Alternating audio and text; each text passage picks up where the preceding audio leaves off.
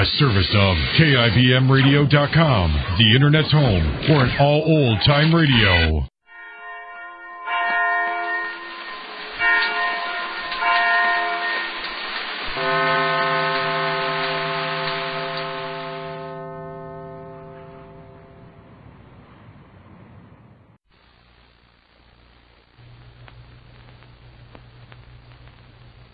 And now, Backstage Wife, the story of Mary Noble and what it means to be the wife of a famous star.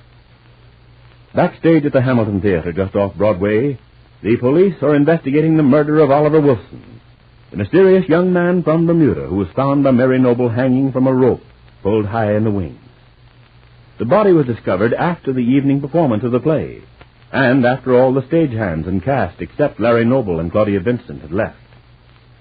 And now, Sergeant Riley of the Homicide Squad asks the assembled group as they stand huddled together on the stage. Well, have you all suddenly lost the power of speech? I asked who had a motive for killing this lad. Come on. Now, this kind of holding back will only delay matters. I know that you're all tired. I'm willing to let everyone get a few hours rest before we continue with the question. But first, I must have some idea who could have wanted this man dead. Well, Sergeant Riley, I can't believe that anyone among us could have wanted to see such violence. Although it's quite true that Oliver Wilson had begun to make a good many enemies. All right, then. Let's get down to cases. How about you, Mrs. Noble? Did you have any reason for hating this fellow? No, I didn't. As a matter of fact, I scarcely knew him. What do you mean by scarcely knew him, Mary? Didn't Oliver Wilson visit you out on Long Island several times? Why, no, Claudia. That is, he was at our house in Rosehaven just once that I remember. That was the day he brought Miss Marlowe back from the garden party Julia Dixon invited us all to. Now, wait a minute. Miss Marlowe. Well, where does she come in? Right about now, I should say, Sergeant Riley. What's that? I've been standing over here out of the way till I was called on. It seemed to me you had your hands full without any help from me. And just what were you doing here tonight? I was the guest of Mary Noble's. She gave a theater party to celebrate Miss Vincent's first big venture in a Broadway hit. We hardly expected so many added features. And what's your connection with any of these people here, Miss? I am a friend of Mr. and Mrs. Noble. Miss Marlowe lives with us in Rosehaven, Sergeant. Oh? I am what you might call a character actress, Sergeant, and so naturally I'm interested in most anything connected with the theater. If you were wondering why I happen to be included in the guest list tonight, that's your answer. Thank you, Miss Marlowe. I believe that takes care of you for the moment. That's something at least. But please don't leave, however. I may have some more questions asked. I don't intend to leave until the others do. I'm expecting to drive back to Long Island with the Nobles. If we ever manage to get away. All right. How about the motive for killing this man? It's clear that anyone who would put a rope around his neck and hoist him high up into the air must have had a desperate grievance. This is scarcely a planned crime. Now, it's what the newspapers will undoubtedly build up as a crime of passion. It's going to be disastrous to the play if there's a lot of bad publicity as a result of this death, Sergeant. And nothing you can do about that, Mr. Noble. Now, look. We have a few minutes before the reporters come nosing around, and that's about all. They'll see the call in the police blotter, and that's all they'll need. So let's not waste any more time. We still don't have a motive. Evidently you're out of it, Mrs. Noble. I wouldn't be too sure. For the present, that is. That was a terrible thing to say, Claudia. What do you expect me to do when everyone's trying to pin this murder on me? Just sit back and accept my fate? Nobody's made an accusation yet, Miss Vincent. Well, what about Julia Dixon, ranting and raving that I killed Oliver? Julia is suffering from shock, you know that. She isn't responsible for anything she might say. Well, I should hope not. If you ask me, she's pulled the shock business at a very opportune time, just so she can't be questioned. And you believe Miss Dixon might have a reason to want this man dead, is that it? Well, of course she had a reason. She brought him back from Bermuda just to make Rupert Barlow jealous. That's enough of that kind of talk. Mr. Barlow, don't interrupt. Please go on, Miss Vincent. You were saying... I was saying that Julia Dixon thought she could force Rupert Barlow to the altar if she flaunted this handsome young man before him. But evidently he wasn't to be forced quite so easily. The reason being, if you care to know, that Rupert Barlow's attention has been centered on Mary Noble. For the love of heaven, Claudia. What does all this have to do with Oliver Wilson's murder? Well, I think Sergeant Riley should know something about the emotional interests of this lovely little group. Please, go on. All right. You can keep the others from interrupting. Just continue, if you please. Well, when Julia Dixon found out that Rupert wasn't going to play up, she became desperate, and she decided to take Oliver Wilson's absurd little flirtation seriously. In fact, she planned to run away with him and marry the man. Instead of which, you beat her to it. And if I did, Rupert, doesn't that give Julia a pretty good motive for killing Oliver? Not nearly as good as yours, Claudia. You eloped with this young upstart thinking he was a rich man. And you found out tonight that he didn't have a penny. You also found out that he only married you because he thought you were an heiress. And when he learned the truth, he told you off in no uncertain terms. Are you being psychic, Rupert? Or do you, by any stretch of the imagination, think you're telling the truth? Can you deny it? I don't have to deny it. Why, the whole idea is preposterous. Well, you know perfectly well that Julia Dixon made a terrible scene while you were all at dinner. And then later on, when she found out about Oliver's marriage to me, she went crazy. Why, it's as clear as can be. She murdered him in a fit of jealous rage. I see. Now, as you outline this case, Miss Vincent, it's simple indeed. Too simple, perhaps. Let's take your connection with this man. When you learned that he wasn't the person you believed him to be, what was your reaction? Well, it really didn't matter, Sergeant Riley. You see, I was about to make my debut in this play, and that was my greatest preoccupation. And yet only 2 days before this opening night, you ran off and married this young man. Without telling anyone of your plans. Well, why should I tell anyone of my plans? It's none of their business. I see. I had no idea that Julia would take it so hard. Can anyone explain how this misunderstanding between you and Mr. Wilson came about? I mean, how did it happen that you thought he was a rich man and he thought you were an heiress? And you were both mistaken. I don't know. Huh? Who was it who told you about Wilson's alleged wealth? Well, I'm trying to remember. Wait, it was Miss Marlowe. Of course. Maud Marlowe took deliberate pains to make me believe Oliver was the only son of fabulously wealthy British people. Is that so, Miss Marlowe? I believe I did give some such impression, Sergeant Riley. Why? Well, to tell the truth, I don't quite know. And did you happen to mention anything of the sort to Mr. Wilson? I believe I did. Yet you knew that Miss Vincent wasn't wealthy. Well, I know very little about Miss Vincent. Oh, I begin to see the picture very clearly now. Maud Marlowe, why, you deliberately planted this whole wretched story. And when Oliver came to you in a rage tonight, you turned on him and killed him. You're very familiar with all the trappings backstage, aren't you? For you've had years and years of playing minor parts. You're nothing but a troublemaker. Only this time, you went too far. Now, really, Claudia, that's the most ridiculous thing I've ever heard. Maud Marlowe wouldn't ever harm anyone. She wouldn't be capable of such an act. And by that, you imply that I would. No, consider the facts, my dear. Mary Noble was there in my home the time you fired 2 bullets at me, remember? What? Oh, Rupert. Rupert, you would have to bring that up. When you know that it has nothing to do with this business. All of you are against me. You all want to see me blamed for this murder. Well, you won't get away with it. Because there are too many others with better reasons than mine. Now, look, Claudia, I don't think it will help us any to start accusing one another. No, of course not. You wouldn't want me to involve you, would you, Larry? You couldn't very well if you tried. Couldn't I, though? Just you wait. And you too, Rupert. No, you needn't stand there looking so smug. You'll have your chance to answer for your strong-arm man, Victor, tonight. Victor? Well, what's this about Victor? Now, who is Victor? He's my chauffeur, and he wasn't even near the theater tonight. Oh, indeed he was. He was right here backstage talking to Oliver. I saw them. They were in a violent argument, and then I left. And that's the last time I saw Oliver alive, come to think of it. So you'd better produce Victor and have him explain. Where is this man, Victor, now? I haven't the least idea. I tell you, he wasn't near here. I gave him the night off. He was here all right, Rupert Barlow. I saw him with my own eyes. And what's more, you can't fool anyone by calling him your chauffeur. He's nothing but a gangster who doesn't balk at any kind of violence. You've used him plenty of times before, and it's more than likely that you arranged for him to be here tonight. I tell you, he wasn't anywhere near here. Is there anyone who can throw any light on this? Yes. I must say that Claudia is right. Victor was in this neighborhood earlier tonight. I saw him myself out on the sidewalk. during the second act intermission. Everyone looks at Mary with surprise, since this adds still another suspect to the list of people who might have murdered Oliver Wilson. Be sure to be listening Monday to Backstage Wife, the story of Mary Noble and her husband Larry Noble, famous Broadway star.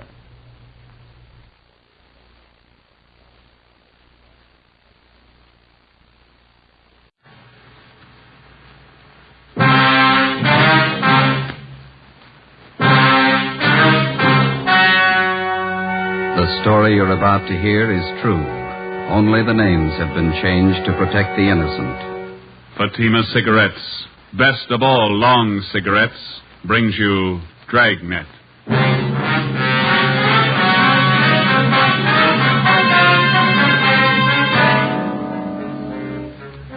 You're a detective sergeant. You're assigned to robbery detail. An elderly woman on her way to the bank has been robbed and beaten senseless. The suspects are cruel, ruthless. Your job, get them. If you want a long cigarette, smoke the best of all long cigarettes. Smoke extra mild Fatima.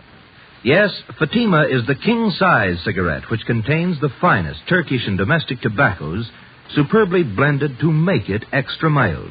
To give Fatima a much different, much better flavor and aroma than any other long cigarette. That's why Fatima has more than doubled its smokers coast to coast. Enjoy extra mild Fatima yourself. Best of all long cigarettes. It's wise to smoke extra mild Fatima. It's wise to smoke extra mild Fatima.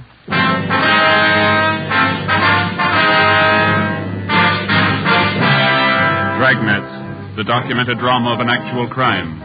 For the next 30 minutes, in cooperation with the Los Angeles Police Department, you will travel step by step on the side of the law through an actual case transcribed from official police files. From beginning to end, from crime to punishment, Dragnet is the story of your police force in action. It was Saturday, August 9th. It was hot in Los Angeles. We were working the day watch out of robbery detail. My partner's Ben Romero. The boss is Ed Walker, captain of robbery. My name's Friday. It was 10:14 a.m. when I got to room 27A, robbery detail. Hi. Hi. Hello, Joe. Hi, Wayne. How is he? Won't know for a while. What did that say? Thinks the dog picked up some kind of poisoned food. Oh, it's too bad.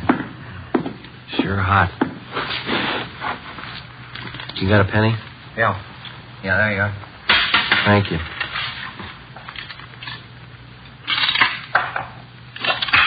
Somebody poisoned, huh? Yeah. That's what the vet says. I never could figure why some people poison dogs. I can understand some people not liking animals, but I can't see why they poison food and then just toss it around wholesale loss. You know how I feel about that dog of mine. If anything happens to him, I don't know what he'll do. Oh, he'll be all right. Those vets can do wonders these days. I sure hope so. They told me to check back with him about noon. I'm about to melt in this heat. Yeah, doesn't seem to be any air at all. Well, tomorrow Sunday, guess I'll just lie out in the backyard. It's going to be good to just loaf around and read the Sunday papers, huh? It's a hot shot. I'll take it. My wife wants me to get out and get a little color. She says I'm better looking with a tan. She ought to know. All right. Will you get married, Joe? After so long, it gets so you believe everything they tell you. There's one to roll on. Yeah? Robbery and shooting. Victor's car was stolen. You want to get on it? All right, let's go, Joe. Bank job. Don't make any plans for Sunday. 10:53 a.m. Ben and I pulled up in front of the Union Trust and Savings Bank at Melrose and Logan. We made our way through the usual crowd that was milling in and around the bank. We spoke with the manager, a Mr. Bill Four. He told us that he didn't see the actual robbery. The victim was taken in the parking lot next to the bank. Her name was Myrtle Shaw, a longtime customer of the Union Trust and Savings. Four told us that she always did her banking at the same time each day, around 10 in the morning when the bank first opened. He said she was the proprietor of Myrtle's Cafe, 4 doors west of the bank. Let us through, please. Sorry, let us through here. Officer, over here. Yes, sir. Friday and Romero, Central Robbery. Did you answer the call? Yes, we did. Freeman and Welsh, Unit 13R. Ambulance just left. Victim didn't want to go to Georgia Street. Said she wanted her own doctor. Okay, is she inside the cafe? Yeah. Let's go in, Ben. Are you Freeman? No, I'm Welsh. Freeman's inside. See if you can clear this crowd a little, will you, Welsh? Right. Thank you. All right. You've seen everything now. Come on, let's move along. Come on. Get black on your feet there.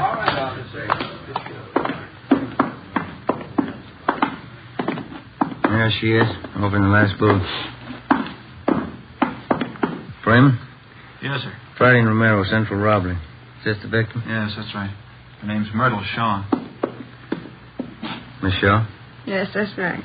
My name's Romero. This is Sergeant Friday. We're from Robbery Division downtown. You men detectives? Yes, ma'am. We'd like to ask you a few questions. Yes, all right. I hope you can catch the men that did this. We're going to do all we can. It's a little hard for me to talk. My face is so swollen. It hurt something terrible. What happened? One of them struck me, Yes, ma'am, we know that. You want to tell us how it happened? and I was on my way to the bank. I drove in the parking lot there next door. Yeah? I just got out of my car when these men walked over to me. You're only 4 doors from the bank. Do you always drive such a short distance? No. I just picked up my car from Edgar's filling station. I have it greased once a month. I see. Where was I? You'd just driven into the parking lot when these men walked up to you. Yes. Oh, yes. Well, one of them said, just hand over the money and there won't be any trouble. The other one said, this is a gun in my pocket, Grandma. Yeah? My head's splitting. Did someone call Dr. Van Hale? Yes, ma'am. He's on his way. Oh, thank you. Well, I carry my day's receipts in a cloth bank bag. I had it in my purse, and I wasn't sure if they knew I had any money. Yeah? I told them I didn't have any. And I was going in to draw some out, and one of the men said, look, old-timer, we don't want to get rough. Just hand it over. We know you got it. What'd you do? Well, I turned and started to walk away, and I saw this one man's arm flash out of his pocket, and then something hard like a rock struck me on the side of the face. Must have slugged you with his gun. Oh, yes, it couldn't have been his hand. I don't think he could have cut my face like this with his hand. You should have let them take you to the emergency hospital. No, I don't want to go in an ambulance. I want my own doctor. He'll know what to do. The ambulance crew gave her first aid. She wouldn't let him take her. Mm-hmm. Thanks. Miss Shaw, would you know the men if you ever saw them again? Well, I think so, yes. One of them looked like the worst kind of a hoodlum. And then they got your money, huh? Oh, yes. They tell me they got away with my car, too. How much money did you lose? $116.23. Do you own this cafe? Yes, I do. It's a small place, as you can see. I do all the cooking and serving up to 11:30 in the morning. Then I have a college girl that waits on tables in the afternoon and evening. Do you think those men have ever been in here in the cafe? No. Have you ever seen either of them before? No, I never laid eyes on them before today. How about the girl who works for you? You think she's ever seen them before? I don't know. You can ask her. She should be here soon. What time is it now? 11:20. Yes, she'll be along any minute. Oh, I wish there was something to stop this aching. We know you must have a lot of pain, Miss Shaw, but we've got to ask a few more questions so we can get right on this. Yeah, I understand. I'll tell you all I can. Ben, do you want to get the dope on the stolen car and a description of the man? I'll call the office. Right. Say, is there a payphone I can use here, Miss Shaw? Yes, right over there behind the fountain. Thank you. Do you need change? Yes, ma'am, I'm afraid I do. Well, just help yourself in the cash register there. Thank you.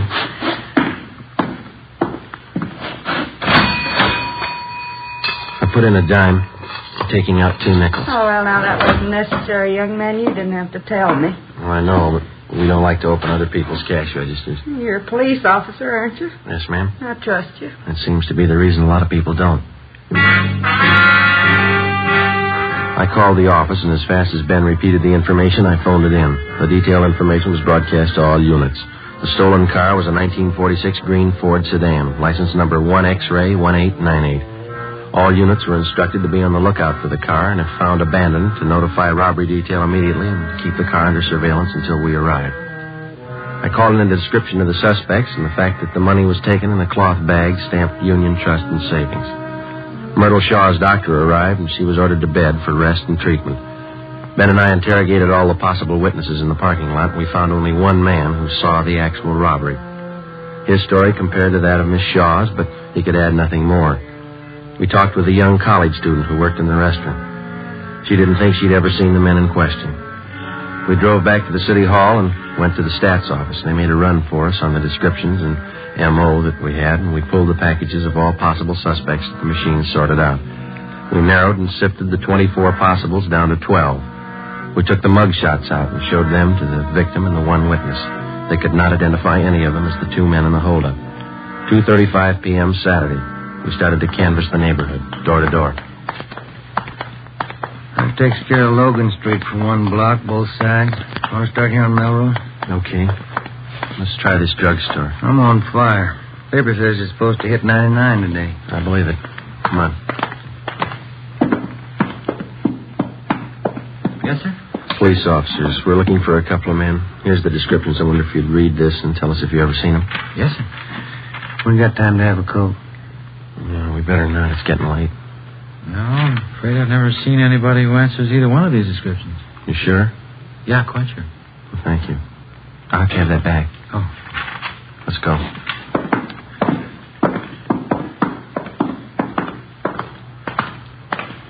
Is it just my imagination, or does it seem to be getting hotter to you? Talking about it doesn't help. I've tried ignoring it. That don't help me either.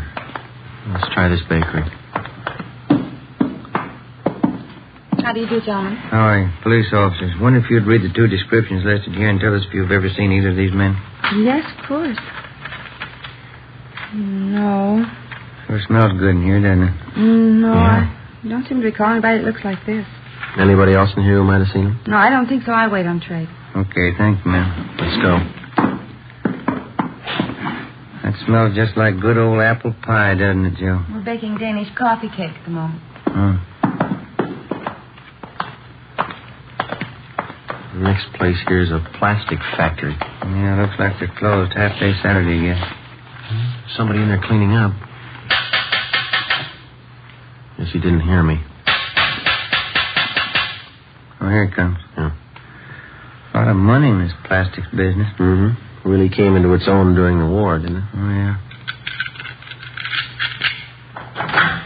The plant's closed Saturday afternoon. Police officers. Wonder if you'd look this paper over and tell us if you may have seen 2 men answering these descriptions. All right. I have to put my glasses on. Yes, sir. There now. I don't need them for sweeping, just reading. All right, here you are. Mm-hmm. What do you think? What was that? I said, what do you think? Have you seen him? I don't know. How do you mean? I'm not sure yet. Hmm? I'm not sure. I may have seen one of them. How about the other one? That's what I mean. Yeah. I don't know about the other one. But you do remember seeing one of them? I might have seen both of them. But you're not sure? I don't know. Well, do you want to tell us what you remember about the one you did see? Oh, don't you want to know about the other one, too? Well, yes, sir, we do, but I understood you to say that you didn't know about the other one. No, I don't. Well, you just tell us what you know, then. Then you want me to just forget about the other fella? No, sir, but if you don't know, it's all right. I might know. Yeah? I haven't read about him yet. Oh. You asked me a question just as I finished reading about the first one. I was just starting on the second one at that time. Yes, sir, sorry. What was that you asked me? Wasn't important. Then I'll read about the second one. Yes, sir, thank you. Mm-hmm. Yeah, I seen them 2 or 3 days ago, both of them. In this neighborhood? Yes, sir, right around back in the parking lot. They work here? No, sir, they don't. Seems to me I've seen them a couple of times. What were they doing? I don't recall. I just remember I've seen them. You sure? Yes, I'm positive.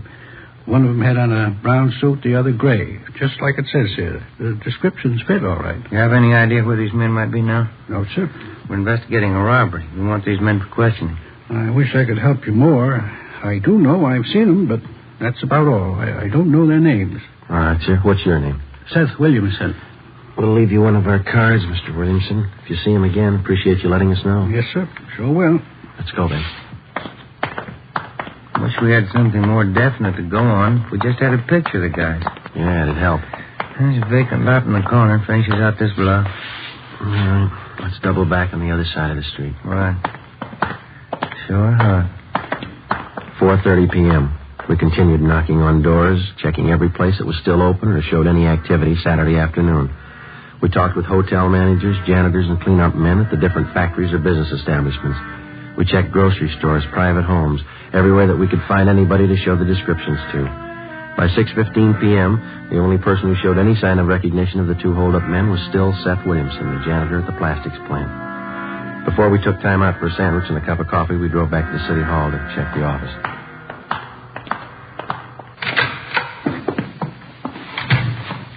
Hi, Friday. What do you say, Marty? A couple messages for you here. Thanks. What's the matter with you, Romero? I'm dehydrated. That sun almost fried me.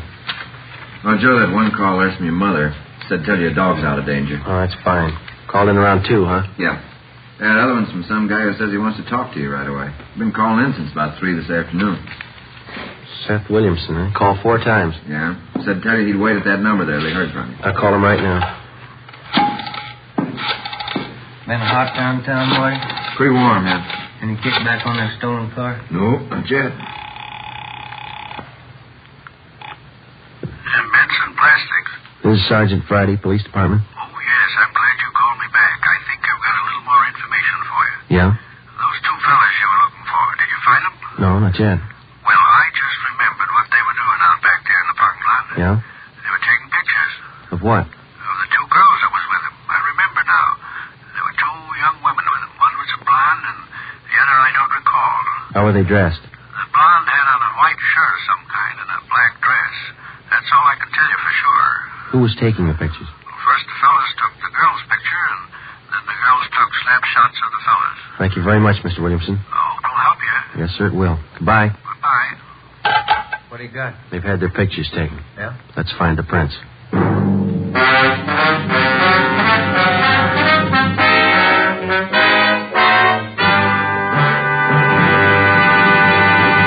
You are listening to Dragnet, the case history of a police investigation presented in the public interest by Fatima Cigarettes. If you smoke a long cigarette, it will be in your interest to listen to a typical case history of a Fatima smoker. It's the case of Miss Nancy Appel, a night news writer for one of the world's great press services. This is her actual signed statement. When you're working hard, smoking more, it's nice to enjoy a really mild cigarette. I've found the king-size cigarette that has this quality above all others.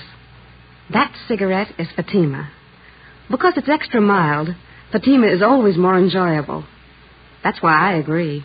It's wise to smoke extra mild Fatima. And more smokers agree to that every day. Actual figures show Fatima has more than doubled its smokers coast to coast. So enjoy extra mild Fatima yourself. The long cigarette, which contains the finest Turkish and domestic tobaccos, superbly blended to make it extra mild. You will prefer Fatima's much different, much better flavor. You will agree. It's wise to smoke extra mild Fatima. It's wise to smoke extra mild Fatima. The best of all long cigarettes.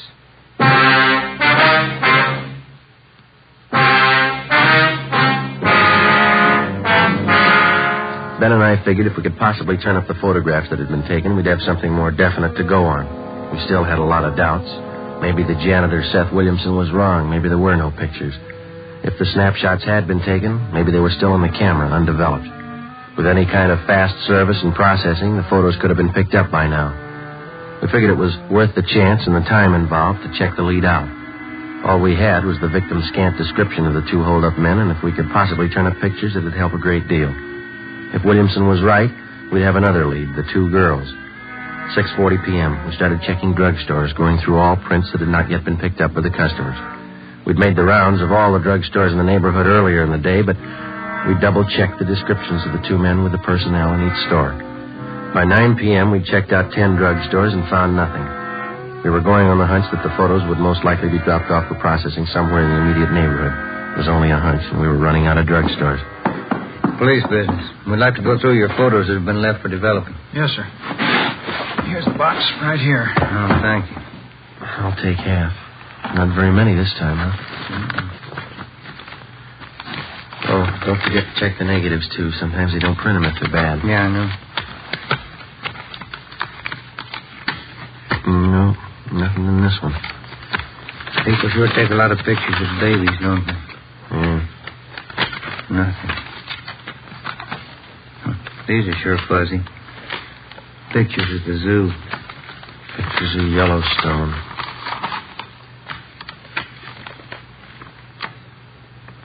Ben. Yeah? Pay dirt, maybe. Let me see. 2 guys. 2 girls. One's a blonde, white blouse, dark skirt. Look close. Now, let's see. Left by a Marion Lang, 223 East Bexel. Well, Claire. Yes, sir? You want to double-check us on this envelope? Yes, sir. This date and time right here, 3:30 p.m., August 6th. Yes, that's correct. That's when the films were left for processing. 3 days before the robbery. Did you ever see this woman in the picture before? Let me see. This Oh, one? yes. Yeah. She comes in here quite often. Miss Lang is her name. How about these men or this other girl here? No, I've never seen them. When were these prints supposed to be picked up? I waited on her. She told me she'd pick them up yesterday. Well, we'll have to take these photos along with us. They'll be returned. All right, sir. How will I explain this to Miss Lang? If this is the right address, you won't have to. Before we left, we called the office and had a stakeout placed in the drugstore in case Marion Lang tried to pick up the photos. We checked the address she gave on the envelope, 223 East Bixel. It was a small apartment building near the corner. The manager told us that Marion Lang had moved out the morning of August 9th, the day of the robbery.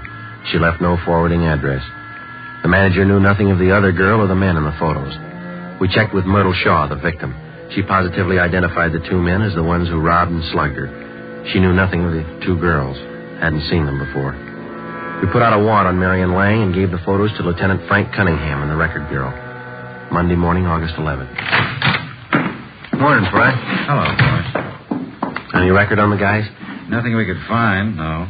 I'm having copies sent out right now. Kind of thought maybe if we came up with pictures, we'd be halfway home. Maybe we are. How do you mean? I had Tony make some blow-ups from the negatives. They're full of grain. Probably taken with a cheap box camera of some kind, but it might help. What'd you find? I just checked the enlargements. They were still in the wash, but I think we got something. Let's go over the photocopy. All right.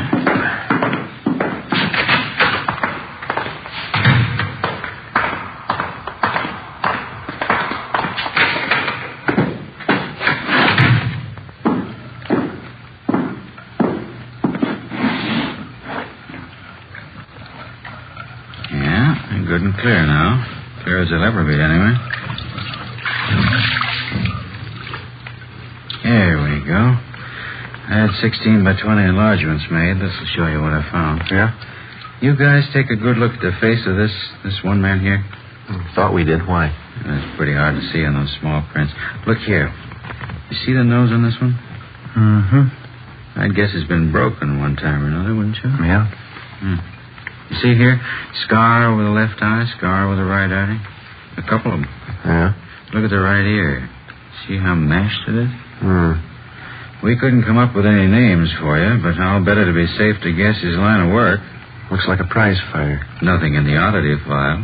I checked and double-checked everything I could lay my hands on here in the department. I don't place him if he was a boxer of any standing. I don't recall. Isn't much. Wish I had something else for you. It's a lead, isn't it? Might be. It's more than we had. It was possible that one of the two hold-up men in the photos could have been a professional fighter. From his appearance and build, we felt it was a fair guess.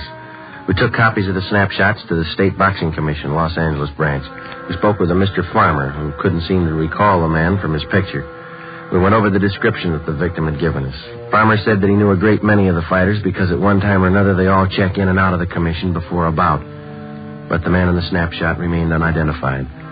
He checked through several hundred cards bearing the photographs of boxers in the files. No luck. Farmer suggested that we try the Spring Street Gym, where the out-of-town fighters get into shape and the boxers in-town train. We left him a copy of the photograph and our card so that he could continue checking back through his files. It was 10:22 a.m. when we got to the Spring Street Gym. Here's the manager's office. Come in. You the boss here? Yeah. What can I do for you? Police officers. Yeah? We're looking for a man we think might be a fighter. I wonder if you can help us out. Sure, try. I'm Sergeant Friday. This is my partner, Ben Romero. Hi. My name's Charlie Coleman. Here's a couple of photographs for you to look at, Mr. Coleman. Mm-hmm. Have you ever seen this fellow on the right? Let's see here. Let's walk over by the window, get a little light on him. Wait a minute. Used to work out here all the time a couple of years back. Name's Billy. Marshall, yeah, that's right. One of them named Billy the Kid Marshall. Is he still around? Oh, gee, I couldn't tell you. It's been a good 2 years since I seen him up here. Any idea where we might locate him? I doubt it. Used to be a Benny Farber stable. Benny's been to the East now over a year. Let me check back through my locker listings. Maybe I still got something on him. Yeah, let's see. Out cards. Yeah, that's what we want. Let's take them over here by the window where we can read them. As I recall, Marshall wasn't much of a fighter. Father nursed him up through the prelims, got him the semi-wind-ups. He started hitting the bottle. Played the dames. Oh, yeah, here we are. Can I see that, please? Oh, sure. Here you are. Thank you. Billy the Kid. Big, beefy boy. Real sucker for right cross. 1637 Carver Avenue. That's the last address you got on him? Whatever the card says, yeah. Real sucker for the old right cross. Thank you very much, Mr. Coleman. You're welcome, boys. Anytime. What's he done? We just want him for questioning. Oh, I see. If you should hear from him, don't tell him we're looking for him. Let's go. Thanks again. What do you think he did wrong? I don't know. How do you block a right cross? We called the new information into Captain Walker, and he sent a crew of men to the Boxing Commission to check further. 1637 Carver Avenue. It was a cheap rooming house on the west side of town. Marshall hadn't lived there for over a year and a half. The landlady gave us a forwarding address. The next place hadn't seen him for a year. We kept checking and rechecking, going from one end of town to the other. Each place was a little better than the last. It was easy to trace Billy the Kid's rise in the fight game, such as it was, by the condition of the places he lived in. We covered 6 different rooming houses, boarding houses, and apartments. Each time his residence had been a little more recent. 5:15 p.m., Monday, August 11th. We pulled up in front of the Sunflower Hotel, 433 Banyan Street. Rates, $2 a week and up.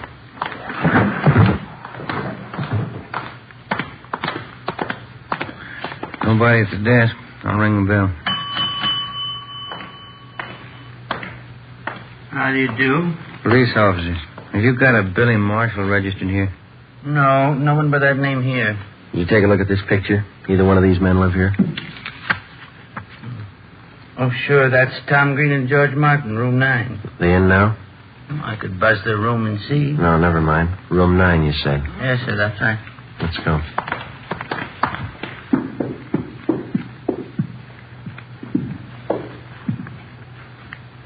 Room 9. Cover me. Right. Yeah? Special delivery letter. Slip it under the door. You have to sign for it. All right, stand still, police officer. Stop, Tom. Watch it, Ben. Take the other one, Tom. Joe! Joe, look out! All right, hold it right there, Marshal. Get over there against the wall. You, get up. Go over there with him. Move. Give me a hand, Joe. I'll help you up. You all right? Yeah, I'm okay. There he is, Joe. Looks like his picture. Fits the description. Except for one thing. Yeah? He's no sucker for a right cross. The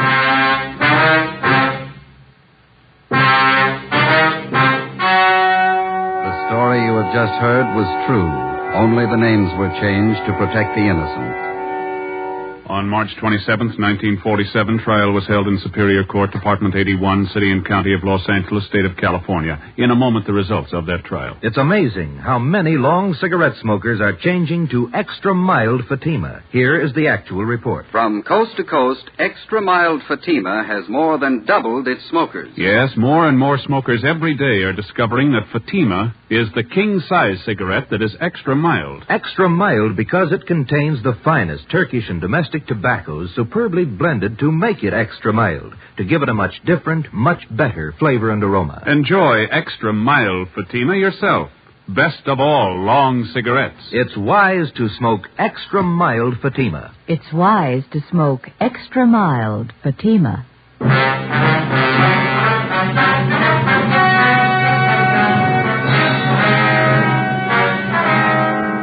Both William Marshall and his accomplice were found guilty of armed robbery and grand theft auto and are now serving their terms as prescribed by law.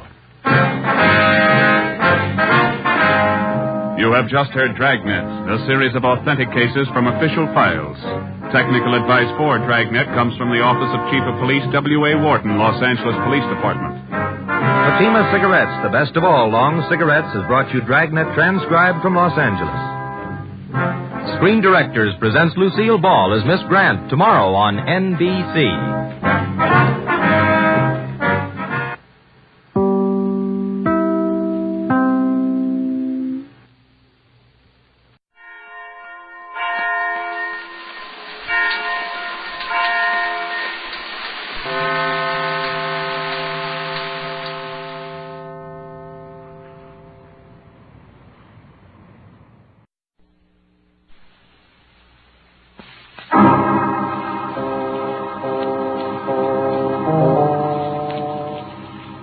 name's Regan. I get 10 a day in expenses from a detective bureau run by a guy named Anthony J. Lyon.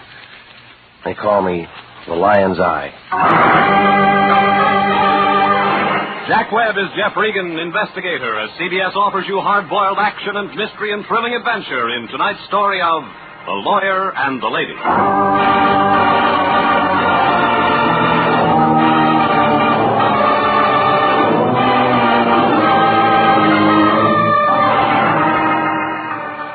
The Cosmopolitan Building is on 7th Street near Olive, downtown L.A.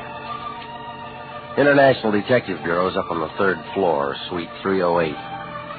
Right across from an elevator that hasn't been inspected since 29, when the guy who built the place took a vacation up at Folsom. I always use the stairs. Well, the plaster's bad, but the rent's cheap, and the Lion says his office is just the kind of place that invites business. He's got a leather chair there about the shape of a fallen biscuit. That's for him to relax on. And right next to a desk with some blank checks and an inkwell, there's a hard, straight chair. That's for the client. The Lion got mad when our last customer asked if the chair was wired. Well, when I walked in last Thursday night about 6 o'clock, he was staring at that empty chair. Wishful thinking. Regan! Christmas is coming. Well, that's news. It's the time of year when everybody's nice to everybody else. Somebody give you a calendar? I got better than that. It's a check. From who? His name's Kramer. He's a big lawyer.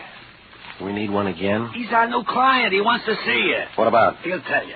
You tell me. I want you to be nice to him. He's a big man. His office is in the Park Central building.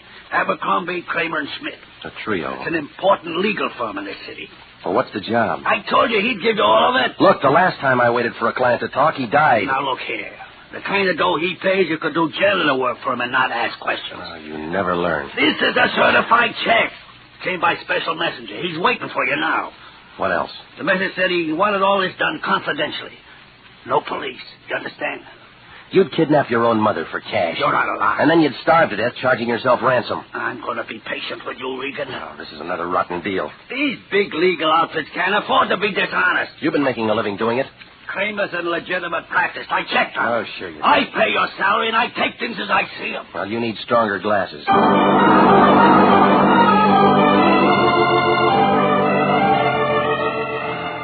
Well, I left him sitting there holding the check up to the light. He had both arms above his head. He reminded me of a two-armed slot machine. I walked the 4 blocks over to the Park Central building, and an elevator operator with a cardboard collar took me up to the 7th floor. Abercrombie, Kramer, and Schmidt had a flock of stables in the back with a fire escape. The names were hung out in silver. I figured if they were ambulance chasers, they used a motorcycle escort. I opened the door and stepped into a green carpet that needed mowing. Then I heard a noise at the deep end where the trout stream should have been. She had hair the color of smoke. The rest of her spiraled up to match. But she looked unhappy, like a termite in a granite quarry. She glanced at her typewriter, and then up at me. The Remington 1. We've already ordered our Christmas cards. Get them in July. Well, maybe I'm not selling. You should. You're the type. Kramer in? He might be. But he never sends cards. Doesn't believe in Christmas. Well, he sent my office a check. Did he? What office is that? I'm Regan, International Detective Bureau. Stick to greeting cards. Kramer sent for me. Oh? He wants protection, huh? You tell me. Maybe it's something else. Well, let's find out. In a minute. He's busy right now. What's the matter with Abercrombie? He's dead. Schmidt? Wishes he was. Palm Springs with a hangover. Yeah, real nice bunch. How long you worked for him? Too long. My jokes are newer. Well, Benny's making a move. Maybe he'll hire you. I don't like funny men. What do you do when you're not working? All depends on who I'm with.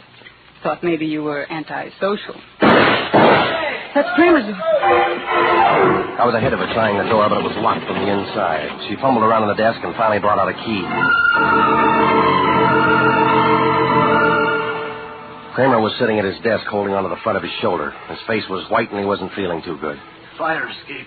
He got through there. And he called Dr. Sorensen. This wouldn't look good in the papers. No police. That's a big order. Well, that's a big hole in his shoulder.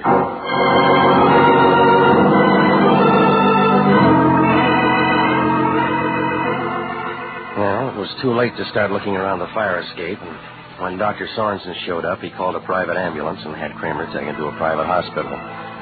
The doc said he wouldn't be able to talk until morning, and, well, if they wanted it quiet, there was no sense getting homicide all excited. Emmy went to the hospital with him, and I hung around the office for a little while. Everything was locked up tight. The files, his desk, and the liquor cabinet. So I figured it was time to give the lion the nod. I doused the lights and went downstairs. Outside, the street was kind of vacant except for a steamroller with whiskers washing down the gutters. It dodged around a big green car parked by the curb, and then it swivel-hipped around my car, where a little guy in a trench coat was leaning in looking at my registration tag. When I tapped him on the shoulder, he looked confused, like he was trying to catch a cyclone on a paper bag. Huh? You looking for something? Oh, no. No, just, Looking. Yeah, that's right. Looking. Come on, blow your nose. A little cold, that's all. Tell me about it before your throat gets sore. I told you, just looking. The car belongs to the finance company in case you got extra keys. No, Pilgrim. Never borrowed a buggy in my life. You can't drive. How'd you guess? Come on, you. Let's pour it out. Sure. You the guy? What guy? Guy that says that. Regan. I might be. Don't want to make a mistake. Deal, will you? Somebody wants to see you. Who? Guy. Well, I don't know him. Yeah. Guy says please. Reads Emily Post. That's right. Friend of mine. Weighs 285 pounds. He's across the street in the ice cream parlor. Last stool on the end. Well, I tell you, somebody else is carrying my books home today. Oh, we wouldn't care. Big man. Gonna see him? Can't he walk? Says if you argue, mention the name Kramer. Now you gonna see him?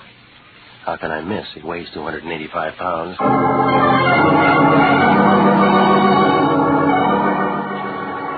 Oh, it didn't figure, but sometimes you look and nothing figures. Kramer had taken one in the shoulder, and before he'd been able to talk, the lights had gone out, and he wound up in a hospital. Well, somebody had an angle, and maybe it was the guy across the street. I found him sitting all alone, about 300 pounds of beard in a plaid coat. He was picking all the strawberries out of his ice cream. Hey, you sent for me? Mm-hmm. Regan? You got it. Have something.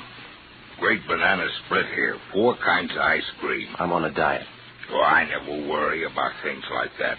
It's a mistake. You only live once. Know me? You got a name? Spec Jameson. You know me now? You got a grudge with Kramer? Yeah. You shot at him from the fire escape. I did? When? Half hour ago? Anybody see me? No. That's good. How'd I do? He got it in the shoulder. He'll live. Up to that point, it could have been me. Well, it's going to make a good story for the police. For anybody. I'm clean as a whistle. You sure you won't have something? Now, look, I got a date, Fatso. Let's fan this out. Oh, sure. How about Kramer? Oh, yeah. Where'd you say he was? Hospital. Oh, yeah. He hire you for protection? Maybe. Regan, you got a lot to learn about life. No, just about living. You catch on quick. To what? Now, you take me, for instance. Your complexion's not so good. It'll improve. Besides, I don't like trouble, Regan. Well, you'll have to get used to it. It's just there's some things a man can't stand. Can't take lying down. Name 3. No, I just want you to understand I know what I'm doing, that's all. And this is what I'm doing. All right, Regan. Back on your feet. Yeah, they serve ice cream and big dishes, don't give they? you a boost. Here's my hand. Take off the knuckles. Quiet, Regan. There's some more metal in my pocket. I don't need a Geiger counter. I said you were smart. Now get this. It's a clean sweep. You're staying out of it. Suppose I stick around. Then I'll unglue you.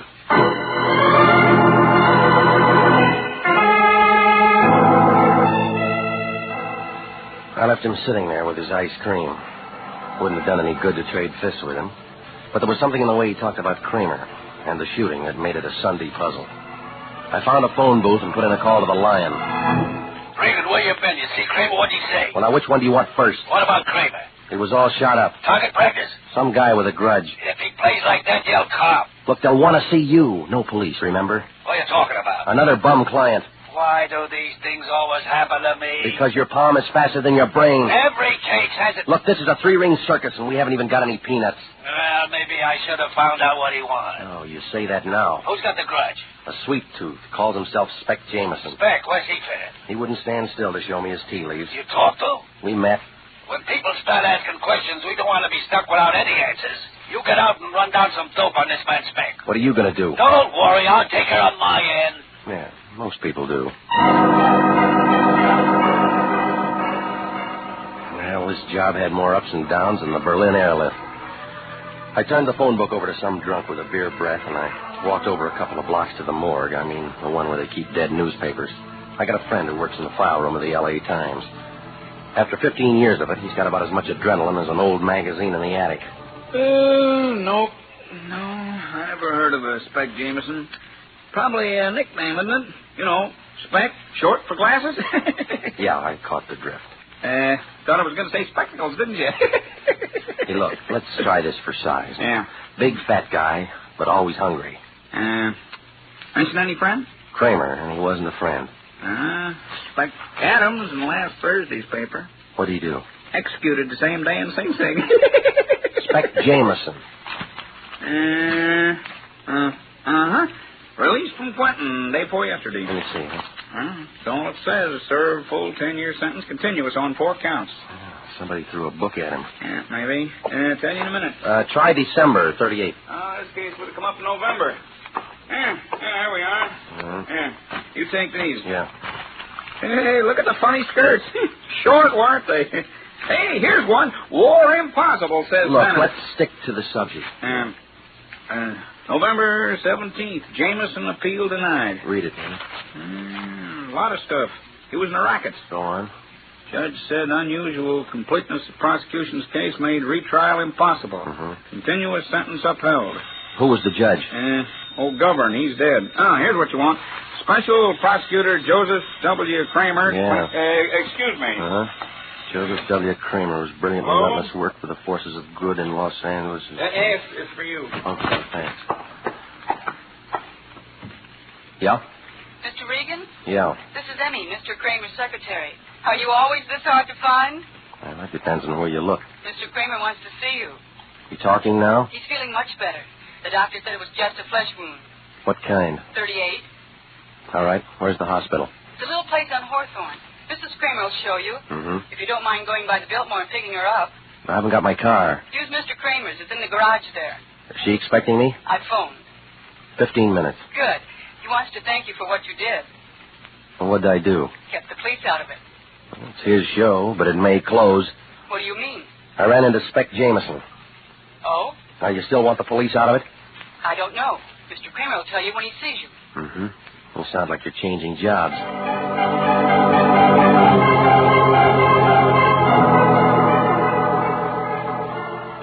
So I went over to the garage, and I picked up his car, and then I drove to the hotel entrance. While I was arguing with the cab driver, Mrs. Kramer walked out. 45, a little tired around the eyes. She was wearing a white sheet, double bed size, under a mink coat that must have set somebody back $10,000. She didn't look like a wife that Kramer had had. I hope this isn't inconveniencing you. No, it's not. Are you sure my husband's all right? He's talking, according to Emmy. Emmy. She's there with him. She's his secretary. Funny, isn't it? I'm his wife, yet she spends more time with him than I do. Well, that's business. Even now. When he's been hurt, she's there first. She was there when it happened. Of course. I guess I... Oh, never mind. You're a detective, aren't you? Yeah, that's right. Mr. Kramer hired you to protect him from that Jameson. I never found out. Maybe. I've been so worried about him. At the trial, Jameson said he'd kill him if it was the last thing he ever did. You know, I always thought it was taking an awful... Hey, take it easy, lady. How do you know the story? Emmy? She's young, pretty. I have to spend my time at bridge fight. Does it help? No. How long you been married to him? Next month, 18 years. I don't look the same way anymore. Neither does he. It's funny what life does to you, isn't it? I was his secretary. Once. That's how I met him. Look, how far to the hospital? It's only a few more blocks. You go straight Hang down. Who do you know that drives the big green Nash? No one. Well, he knows us. Been following us since we left the hotel. What do you say? Is he still with us? Yes. I can't understand a thing like this happening. Why would anybody want to follow us? Maybe it's a friend of your husband's. Jameson? He tried once tonight. Maybe it'd be better to get you. I'm scared. Come on, get out, get out. Mr. Regan! The green Nash had been tailing me. I shook it on the last corner. There are lots of them, but it might have been the same one that was parked by my car downtown earlier. Oh, it made no sense, but I wasn't taking any chances. Only before I could get the door open, the Nash came sliding around the other side of the block. I shoved Mrs. Kramer into the floorboards and slid under the hood. A lot of glass got broken fast. By the time I could separate my teeth from the clutch pedal, the car had gone.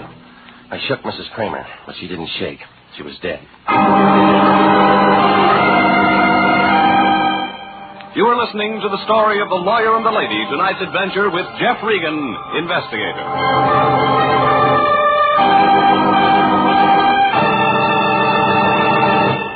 Listen, this is good news. Good news for you if you're between the ages of 20 and 26 and a half, married or single, a high school graduate, and want to fly for the United States Air Force. Yes, the Air Force Aviation Cadet Program is offering you the opportunity to become a pilot officer in the mightiest Air Force in history. You can be one of the Air Force's men of renown. And there's more offered than the pride you feel in being a member of America's flying team. For after your 52 weeks of training, you'll graduate as a second lieutenant in the Air Force with an income of more than $300 per month. Remember, the Air Force offers you what it offered General Jimmy Doolittle, General Carl Spaatz, and General Hoyt Vandenberg. Now, at 42, the Air Force Chief of Staff. Call at your local Army and Air Force recruiting station tomorrow. Apply to become an aviation cadet. And now, back to the story of The Lawyer and the Lady and Jeff Regan, Investigator.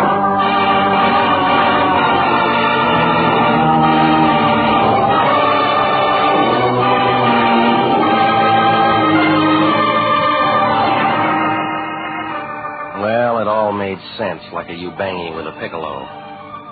It started when the Lion sent me over to see a lawyer named Kramer. I got there just in time to meet Emmy, his receptionist, and find Kramer with a bullet in his shoulder. The hospital took over, and I left. That's when I ran into Spec Jameson, an ex-con who Kramer put away some 10 years ago. He turned out to have a lot of stomach and a big hate for the lawyer. And then I got a call from Emmy to pick up Mrs. Kramer. I did, and the shots began, and she ended up a candidate for the city morgue. Well, I called homicide, and I sent out some boys to clean up. I gave them what I knew, and I moved on out to see Kramer.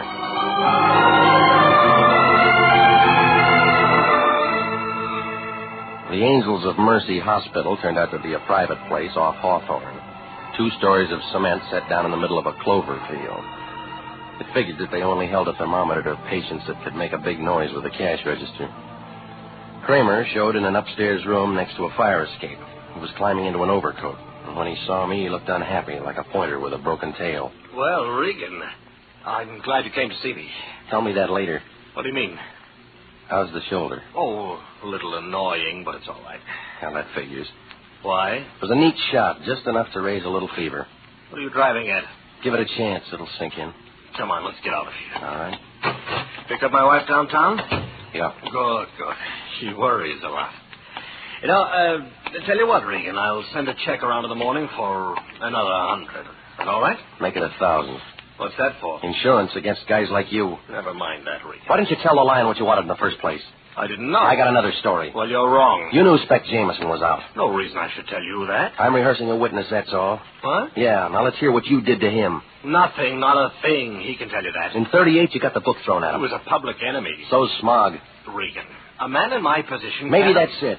Maybe you're the kind of shyster that builds a rap on convictions. Well, grant you it helped. That's all you want. So he hated you. He made threats. What cooled him off? $10,000. When? After I discovered he meant business, I sent someone with the money.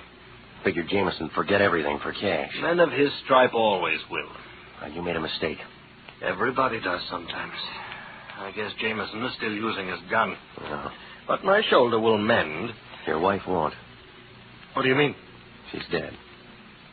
No. Homicide will tell you different. I'd better go down to see them. Yeah. That bullet was meant for me. Yeah, like you said, everybody makes mistakes.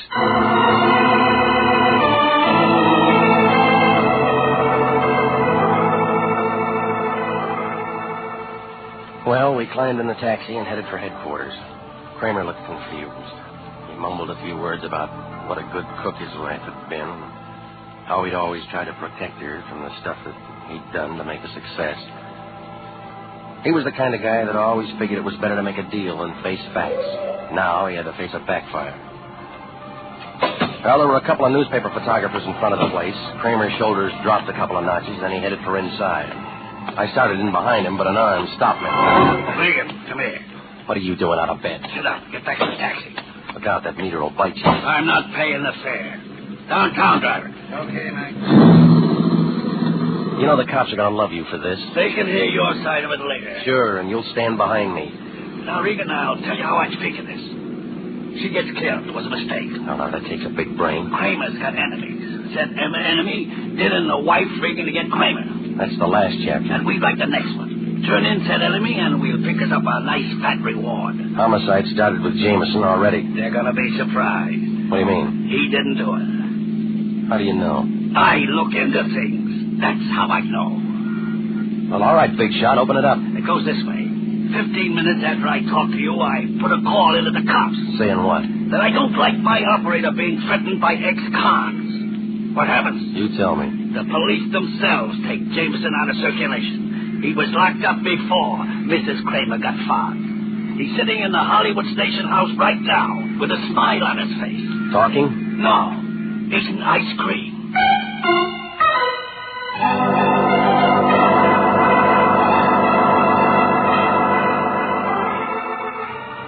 Well, now it really made sense, like a mermaid on a bicycle.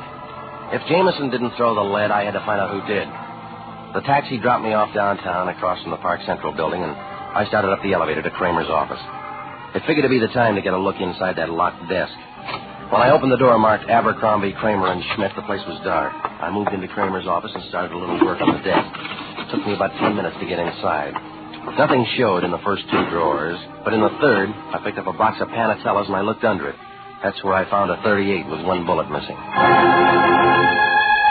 Well, ballistics could do something about it, so I crammed it in my overcoat pocket and I started outside. That's when the door opened and the little guy with the runny nose walked in. He was wearing a suit the color of an avocado, and his face looked like a fried banana. It's a nice rug, huh? You from the cleaners? I make my own spots. Sit down, Regan. We're going to talk. I'll take it standing. We prefer you sitting. It's your gun. More natural that way. You got a name, Buster? They call me the Dove. The bird? No cracks. Just the Dove. Peace mission? It is. Resting. All right, what is it this time? Where's Kramer? China. Regan, you're an unlucky contestant. Well, if you don't like my answers, try somebody else. That's what I'm doing, correcting mistakes. Like shooting the wrong guy. Like leaving a witness. I had to get rid of my Nash on account of you. You killed her, now you're waiting for her husband. Of course I killed her, but don't try to change the subject. See what I'm talking about now. Well, I don't like the spotlight. You should have stuck your nose in here, Regan. It'll bleed. Well, let's start with yours. I dove for him, and the gun went off, only it wasn't pointed at me. Kramer was standing in the doorway, pulling a trigger like a kid at a bubblegum machine. I figured the floor was safer, so I flattened out. The Dove tried the same, only he hit the wastebasket. Did I get him? Well, he looks as dead as he'll ever be. A cheap murdering... Let me hold the gun, huh, Kramer? Yes. Oh, Regan, there's a bottle in the cabinet there. Sure.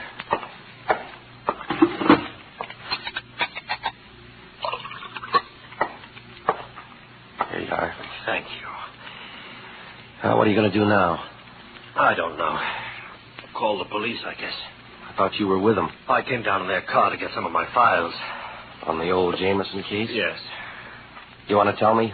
Oh, it's about as you know. He was a small-time grifter. I gave myself a big name by prosecuting him, built my business and the reputation it gave me. You told the police why he hates you? Oh, yes. I intend to stand trial for killing this man. You're growing up, Kramer. Who was he, anyway? The Dove. No driver's license. Oh, yes, here it is. Dog Duval. Regan, look at this. That's a lot of money. It's $10,000. Same amount of money I sent to Jameson to stay away from me. Looks like the chickens came home to roost, doesn't it? Yeah, it does. Well, police are waiting. I'd better go and tell them about this. Go on. You coming? No, I'll meet you there, Kramer. I got a late date.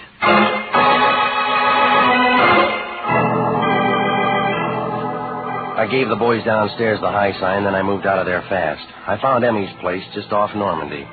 It was a brand-new duplex with a gilt-edged driveway and stocks and bonds for awnings. For a business girl, she really did all right. I was a couple of hours overdue, but the girl with the smoky hair knew how to wait. There was a candle burning in her window and 2 more in her eyes. It took me a little time. But now you're here. Well, aren't you going to do something about it? Yeah. Talk. Mr. Regan, what's the matter with you? I've been working hard. Oh, is that all? Now listen, lady. This is just too packed, too neat. The ends tied together like Siamese twins. I'm alone. Yeah, but you don't want to be. Your boss just rubbed out a killer named Dove. What? It was self-defense. I'm a witness, and he'll be out of it inside a week. Well, then what are we bothering about? A guy named Jameson. Nobody will believe him. Why should they? Because they didn't hire the Dove. Who did? You. Oh, Mr. Regan. All right, maybe it was your boss. He primed me with a story about giving Jameson 10 G's. Only one ever saw that dough was the Dove. Well? That was his price for killing Mrs. Kramer. You're out in left field, Mr. Regan. I was working. You were keeping me outside till Kramer could throw a small bullet into his shoulder. Why would he do that? To point up that Jameson was still after him. But he was. I figured different. And homicide's going to like my way. I don't even know what you're talking about. Well, this gun has a different version. Where'd you get it? Kramer's bottom drawer. And the caliber is going to fit the hole in your boss's shoulder. Well, that's it. You've got it all now. Yeah. You know, you got a real nice hair. Yeah? That San Quentin water's going to ruin it.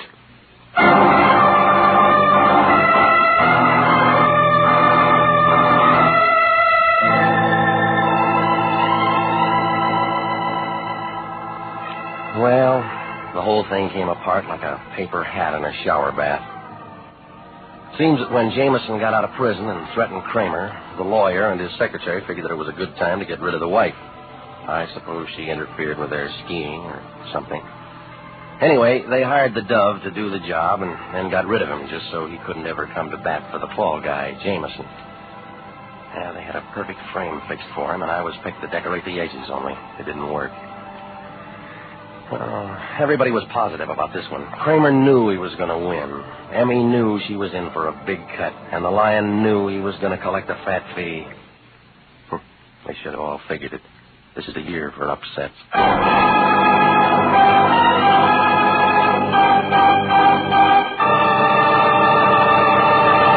Jack Webb is featured as Jeff Regan with Herb Butterfield as Anthony J. Lyon. It's CBS at the same time next week for more hard-boiled action and mystery with Jeff Regan, Investigator. Written by Jackson Gillis and D. Jack Newman. Produced by Sterling Tracy. Featured in tonight's story were Carol Matthews, Marvin Miller, Lou Krugman, Herb Vigran, Mary Lansing, and Larry Dodkin. Original music for this program is by Milton Charles. This is Bob Stevenson speaking. This is CBS, the Columbia Broadcasting System.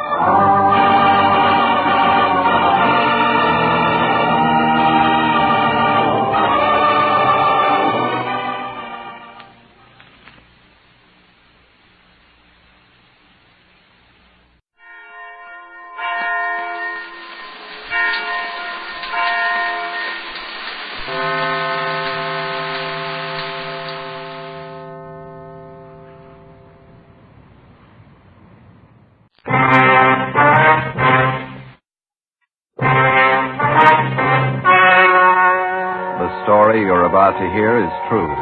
Only the names have been changed to protect the innocent.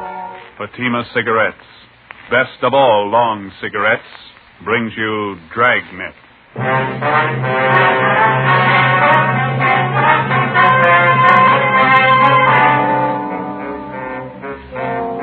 You're a Detective Sergeant. You're assigned to homicide detail. A woman has been murdered, her identity unknown. The body shows the marks of a savage attack. Your job, find the killer. If you want a long cigarette, smoke the best of all long cigarettes. Smoke extra mild Fatima. Yes, Fatima is the king-size cigarette which contains the finest Turkish and domestic tobaccos superbly blended to make it extra mild, to give Fatima a much different, much better flavor and aroma than any other long cigarette. That's why Fatima has more than doubled its smokers coast to coast. Enjoy extra mild Fatima yourself.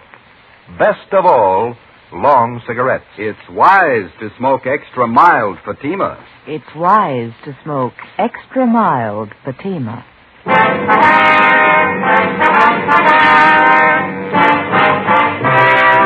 Dragnet, the documented drama of an actual crime. For the next 30 minutes, in cooperation with the Los Angeles Police Department, you will travel step by step on the side of the law through an actual case transcribed from official police files. From beginning to end, from crime to punishment, Dragnet is the story of your police force in action. It was Sunday, December 25th. It was raining in Los Angeles. We were working a day watch out of homicide detail. My partner's Ben Romero. The boss is Blaine Steed, captain of homicide. My name's Friday. It was 39 minutes past 5 a.m. when I got to San Andreas Cathedral on 1st Street. Churchyard.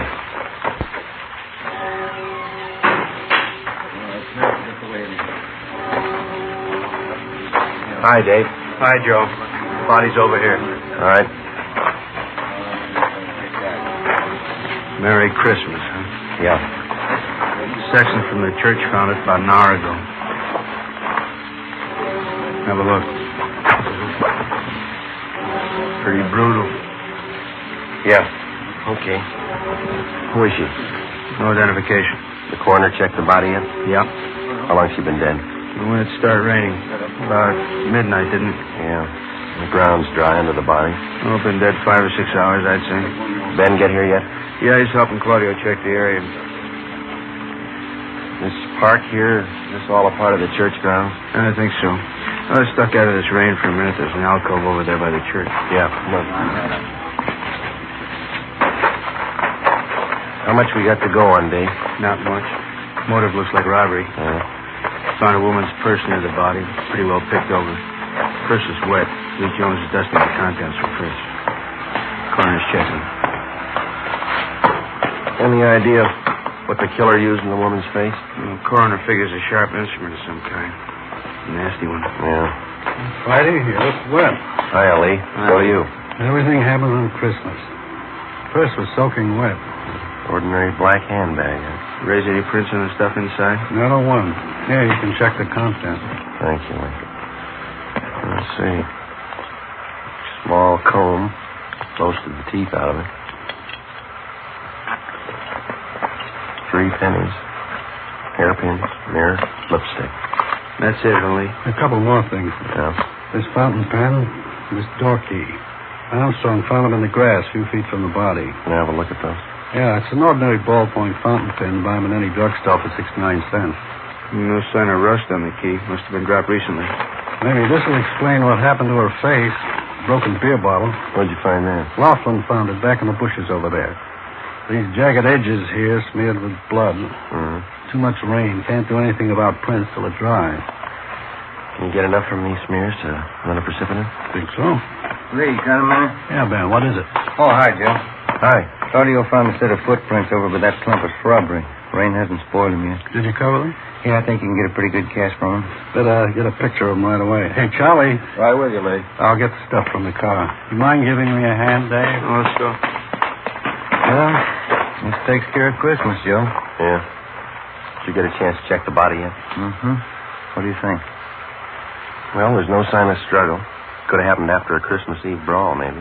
Yeah? Whoever the victim is, she was probably acquainted with the killer. The two of them came in the park, and the victim got it before she knew what was happening. Might work easier if we find out who the victim is.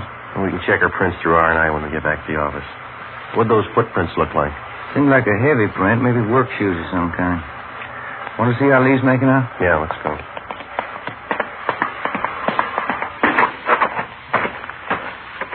Gonna miss Christmas dinner again this year. Footprint, fountain pen, and key. Where do we start? It's a cheap pen. They sell thousands of them. Want to smoke? Oh, thanks. Footprints will help convict the killer. Gotta find him first. Thank you. I don't know. Maybe we can work a switch. How's that? Find the lock that fits the key.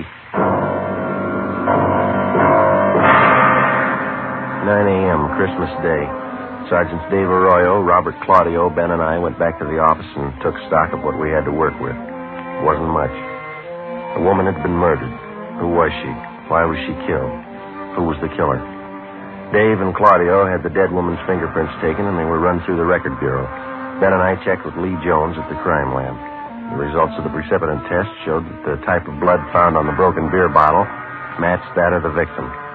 From the cast of the foot impressions found at the scene of the killing, Lee estimated that they were made by a person approximately 5 feet 9 inches tall, weighing about 160 pounds. He figured the foot gear must have been of a heavy type, either a boot or a dress shoe with thick double soles, size 11. 9:40 a.m. We checked in at the basement of the Hall of Justice, the county morgue.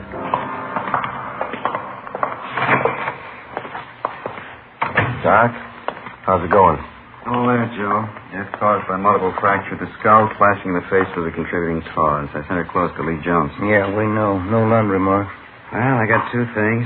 Maybe they'll help, maybe they won't. Yeah? The chemist's report here on the blood analysis shows the victim was drinking. She was definitely under the influence at the time she was murdered. 0.12% alcohol in the blood. Mm-hmm. How about the murder weapon, Doc? We gonna rule out that beer bottle? I'm just coming to that. Step over here. Yeah? This mark here on the side of her face, brown smudge. Well, Jones says that shoe polish. He analyzed a few of the particles. Ties in. The cause of death was brought about by severe blows in the head and face. Heavy shoe, huh? That's my guess. Probably a boot or a work shoe. That doesn't add, Joe. How do you mean? If they were heavy work shoes the killer was wearing, why would they polish? How many people polish their work shoes? Could be waterproofing. No, Jones says it was a brown paste polish. Then it doesn't figure. Unless the killer was wearing some kind of dress boots. Cycle boots, maybe. Hundreds of kids on motorcycles wear them. Yeah. That's going to be about as helpful as a key or a cheap fountain pen. Huh? Excuse me. County morgue, Tyson speaking. Yeah, all right, Frank. I'll tell him. Cunningham at R&I wants to see you right away. What's up? They made the victim's prints. During the war years, a complete file of pictures and fingerprints had been kept on all persons employed at local defense plants. Out of this file came our first major lead. The victim's fingerprints matched those of one Maria Camacho, 38 years old, formerly employed at Universal Aircraft. Her address in 1945 was listed as 9230 Sheridan Avenue. Ben and I went over to the crime lab, picked up the key and the fountain pen found near the body, and drove to the Sheridan Avenue address. The house was 3 blocks from the churchyard where the body was found. A young woman with a baby in her arms answered the door. She identified herself as Elena Gomez. She told us Maria Camacho was her aunt. They were expecting her for Christmas dinner late that afternoon. We told her what happened. When she recovered from the shock, we questioned her and her husband, a furniture worker. So hard for me to believe. Why anyone would do this to me? When's the last time you saw her, Mr. Gomez? She was around last night, Sergeant. She brought the presents for the kids. Always brought them presents on Christmas. Did she live here? Was this her permanent address? No. She stayed with us during the war when Ray was overseas. When he came back, she took a room down the street. I can give you the address. All right. What time did Maria leave the house last night? Well, let's see. Must have been around 10 o'clock. Not much later. Don't you think, Elena? About 10 o'clock? Yeah, that's right. Go see what those kids are doing, huh, Ray? Yeah, all right. Did Maria have anything to drink here last night, Miss Gomez? Yes, we shared a glass of sherry together, that's all. Could you tell if she'd been drinking before she came here? Oh, it's Christmas Eve. I guess she'd had a few. Why? Was she a pretty heavy drinker?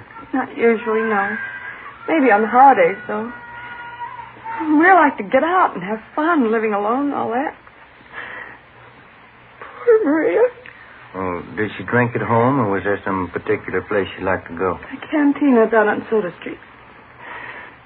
She used to go there. Any others? A couple of bars on Brooklyn Avenue. I know the names. What'd Maria do for a living, Miss Gomez? She took in some dressmaking. Worked for herself. She wasn't poor, wasn't rich. Her landlady could tell you about her friends. Kids are hungry, Lana. Dinner's getting cold.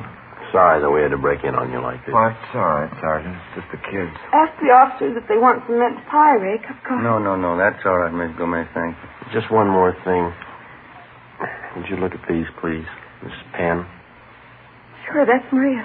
Look, Ray, Maria's pen. Mm-hmm. Now, how about this key? No, I never saw that before. Neither did I. Well, thanks very much, both of you. Sorry to hold up your dinner. Oh, that's all right. I'm not hungry. Hey, maybe I could fix you a turkey sandwich. No, thank you, Jeff. No. Same we have to be going. We'll contact you later on. Here's our card. All right. I can't think of a reason, Sergeant. Why someone would kill her. Why would they kill Maria? Poor Maria. Come on, come on. Nice kid. Seem to be having a good Christmas. Too bad we had to spoil it. We drove down the street to the rooming house where Maria Camacho stayed. We talked to the landlady and the rest of the tenants, but failed to come up with a lead. They told us Maria Camacho drank a little, but she was always pleasant, easy to get along with. We checked her room. We went through stacks of Spanish-language newspapers and magazines. We went through her bills, photographs, her letters. We found nothing. There wasn't an item in the small apartment that could help us. We went through the entire rooming house, trying each door with a key that we'd found for the body. It didn't fit any of them, not even the door to the victim's room. 5 p.m. There was a lull in the rain. We picked up Dave and Claudio and started to explore the only lead we had. The victim had been drinking a few hours before she'd been murdered, probably at a neighborhood tavern. For the next 6 hours, we canvassed every bar in the vicinity. 11:15 p.m., Christmas night. The four of us met in a combination bar restaurant at Brooklyn and Soto for a bite to eat. You had as much luck as we did, huh? Nothing, Dave. Everybody we talked to knew the woman. Nobody saw her Christmas Eve. We picked up the names of a dozen friends of hers from the bartenders. Checked them out. They couldn't tell us anything. Well, we still got another dozen bars to cover at least. She must have been in one of them last night. Wish we'd find it. My wife's sure mad. You got company, so's mine. All right, gentlemen. Who had the grilled ham sandwich? I did. All right. And the 3 hamburgers? Yeah. There we go. Our plate. You got some ketchup, please? Sure. Say you wouldn't like a little eggnog to go with that. It's good. I make the batter myself. No. Hey, there is something you can do for us. Yes, sir? Would you look at this picture? All right. See if you can identify this woman. Sure looks like Maria. Yeah, that's her. You know her? Was she in here last night, do you know? Yeah, she was. What time was she in? Oh, about 11:30. Why? Was she with somebody? Oh, half a dozen of them at least. Maria, another woman, and 4 or 5 men. Were they drinking? Well, they were well behaved. Just had a little Christmas cheer, that's all. They liked my eggnog. At what time did Maria leave? Do you remember? Well, no, not exactly, but she left before the others. They closed the place. You fellas cops? Did she leave alone? No, Tony followed her out. I think it must have been sometime around midnight. I'm not sure. Who's Tony? Tony Perez. He's busboy here. He knows Maria. Where's he now? Christmas. He's off. Lives in a hotel down the street someplace. I don't know. Time fit. Maybe the key does. Dave and Claudio started to check the neighborhood to locate the hotel where Tony Perez stayed. Ben and I continued our canvass of bars and restaurants in the area. 1 a.m., the rain started in again. We checked in at a bar on Brooklyn Avenue near Cornwall, the Cantina Sinaloa. Yes, sir. Gentlemen? Police officers. Would you look at this picture, please, see if you can identify it? Wait till I dry my hands. I'm just getting some of these glasses out of the way. Let's see. Never see her before? Oh, yeah, that's Maria. Too bad. I read in the papers about it. Can you tell us if she was in here last night? No, I didn't see her. I read in the papers about it, though. Terrible. Poor Maria. Is it possible she might have been in? You didn't see her? No, I always know when Maria's here. She was always full of fun. She liked to sing. I better get these glasses finished. Ben, you want to call the office? Yeah, okay. How about a drink, Sergeant? You don't look so good. You got any coffee? Not very fresh. It's been standing there a couple of hours. Well, that's all right. Okay. Here.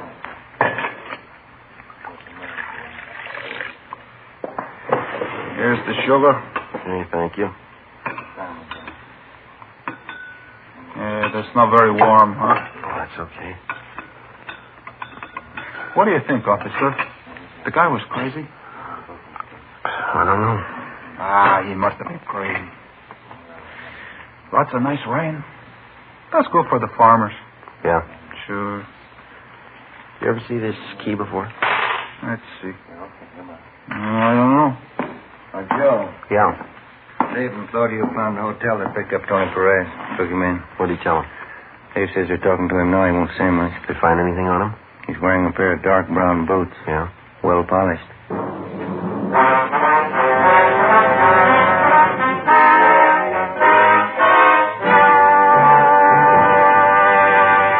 You are listening to Dragnet, the case history of a police investigation presented in the public interest by Fatima Cigarettes. If you smoke a long cigarette, it will be in your interest to listen to a typical case history of a Fatima smoker. It's the case of skater Larry Jackson, one of the stars of the Los Angeles Ice Capades. This is his actual signed statement. When the excitement of the show is over, a mild cigarette is important for smoking enjoyment. I found Fatima's the most enjoyable king-size cigarette because it's extra mild. I agree, it's wise to smoke extra mild Fatima. And so do more and more smokers every day. Actual figures show extra mild Fatima has more than doubled its smokers coast to coast. So enjoy extra mild Fatima yourself. The king-size cigarette, which contains the finest Turkish and domestic tobaccos, superbly blended to make it extra mild. You will prefer Fatima's much different, much better flavor. You will agree. It's wise to smoke extra mild Fatima. It's wise to smoke extra mild Fatima. The best of all long cigarettes.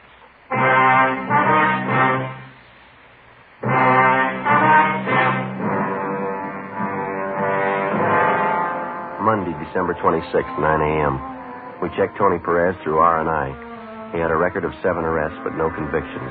During the past year, he'd been booked on suspicion of 211 PC, assault with intent to do great bodily harm, and second-degree burglary. In each instance, he'd been released for lack of evidence. All of his shoes and clothing were brought to the crime lab for examination. 9:25 a.m. We brought Perez back to the interrogation room. He admitted that he had been with Maria Camacho Christmas Eve, but he denied having anything to do with her killing. He told us that after he had left Maria, he'd gone to a party at some friend's house. Dave and Claudia went out to check his story. I gave them the key found near the body and asked them to try it on the door to Perez's hotel room. Ben and I continued to question the suspect. How well did you know Maria Camacho, Tony? I told you already. She was just some old crow who used to hang around the bars, that's all. I used to talk to her once in a while. You ever have any arguments with her? No. How many times are you going to ask me that? It would help a lot if you could tell us exactly where you left Maria Christmas Eve and when you left her. I told you already. I don't remember exactly. We were drinking. We were all drinking. I don't remember. How'd you get to that party? I walked.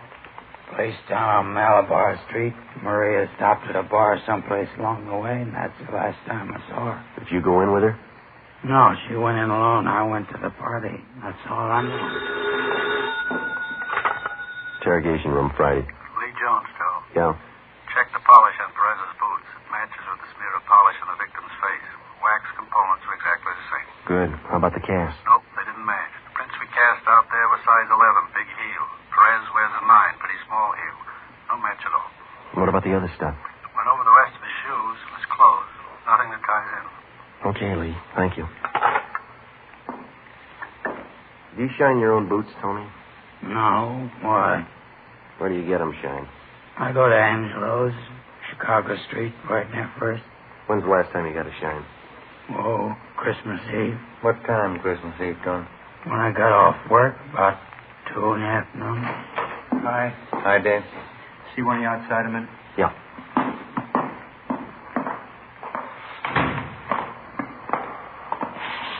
Perez telling the truth about the party. He was there. We timed out how long it would take him to walk from the restaurant to the party. Yeah? Pretty close. His friends say he got to the party about 12:30. Doesn't look like he had time to kill that woman. Well, where does that leave us?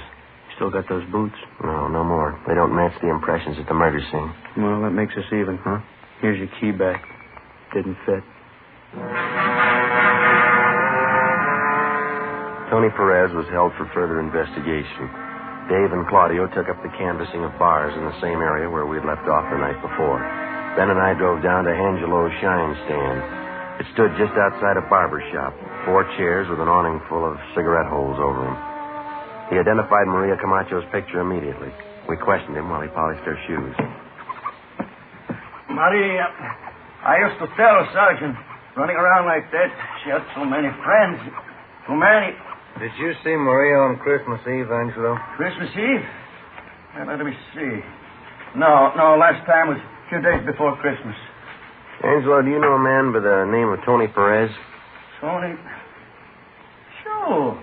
Tony Perez. Tall fella, big shoulder. Was he one of your customers? Yeah, all the time he comes to see me. Was he here on Christmas Eve, Angelo? Yeah, he was here. I gave him a shine. Good customer. You remember what kind of shoes he had on? Sure. Boots. He always wears boots. What color were they, do you know? Brown. Always wears brown boots. Well, what's the matter? Tony in trouble? What kind of polish do you use on his boots, Angelo? Well, I got the can down here. Yeah, this one here. High-grade polish. If you got boots, I can fix them up. Do you use the same polish on all the boots you shine, Angelo? No, only the brown boots. That's brown polish. You fellas ask too many questions. You make me go too slow. Well, there's no rush, Angelo. Can you tell me this? Yeah? Besides Tony Perez, was there anybody else with brown boots who got a shine from you Christmas Eve? Well, I don't know. Lots of people get shine. Christmas Eve is pretty busy. Just the people with brown boots, Angelo. Can you remember? No, I don't think so. Tony was the only one with the brown boots. There's no others. And how about heavy brown shoes? Huh? You remember the people with heavy brown shoes that came in for a shine? No, I don't know. Look, please, just let me shine your shoes, huh? That can of brown polish, Angelo, you say that's the kind you use on Tony Perez's boots? Yeah, that's the kind. This can right here. Well, can you remember how many times you used that polish on Christmas Eve? Well, I opened this can that morning. I can see how much is gone. Maybe I use it maybe half a dozen times. Can you remember the people whose shoes call for this kind of polish? Yeah, lots of them. Brown shoes. I know the feet when I see them. I don't know the faces. Don't you remember any of them? If they like the shine, maybe by and by they come back. There were 3 or 4 fellas, maybe. I see them before. I don't know their names. Okay, finished. You like it, the shine? Oh, yeah, fine. See, I'm going to buy that can of polish from you, Angelo, and we're going to check back with you later. Okay. Here it is. That's fine polish, Sergeant. Best you can get. Yeah, but it rubs off.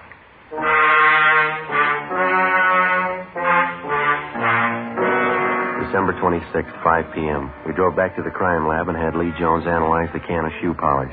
It matched exactly with the particles of shoe polish taken from the victim's body and from the boots of Tony Perez. We arranged for a stakeout at Angelo's shine stand. In case the people with heavy brown shoes returned, Angelo could point them out immediately to the men on duty. 5:30 p.m. Dave and Claudio called in. They thought they had another nibble, this time from the bartender at the El Cedelo Tavern, a bar on Soto Street. We drove down to South Main and Harlem Place for a meet.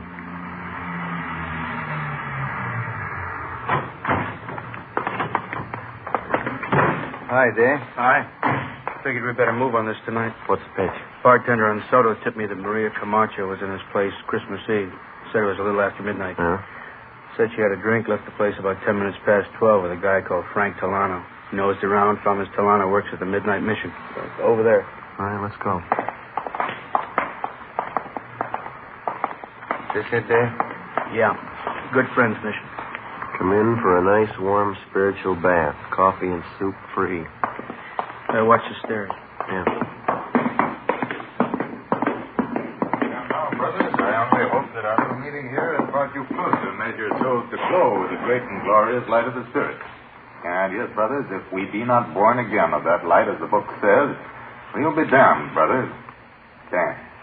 Amen. Amen. Now, brothers, while Sister Myrtle Ferguson plays one of her stirring marches, let's join arms, brother to brother, and march into the lunchroom where, through the kind graces of one of our benefactors, Pete Boudouris of the Acropolis Cafe, each one of you will be entitled to a bowl of turkey soup, some of Sister Wilson's homemade bread, and a cut of mince pie. Sister Ferguson, march.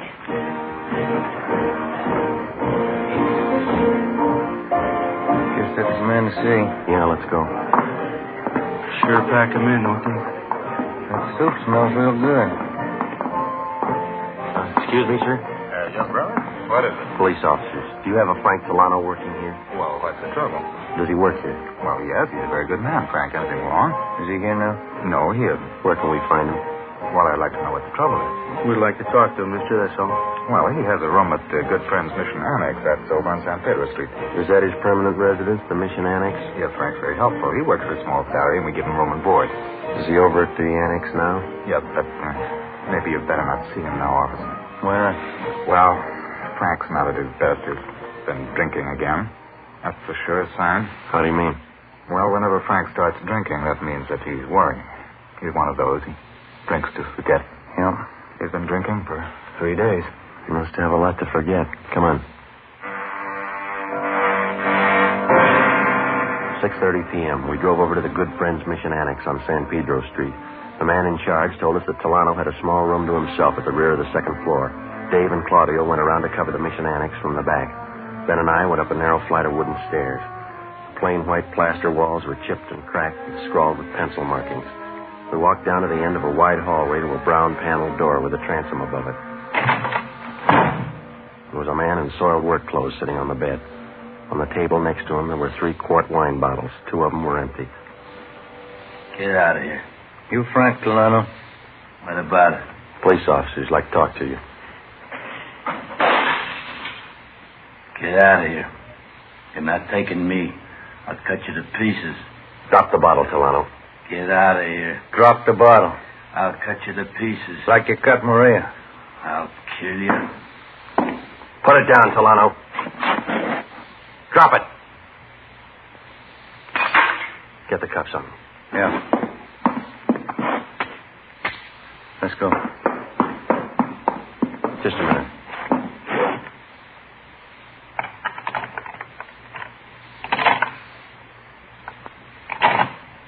Yeah, it fits.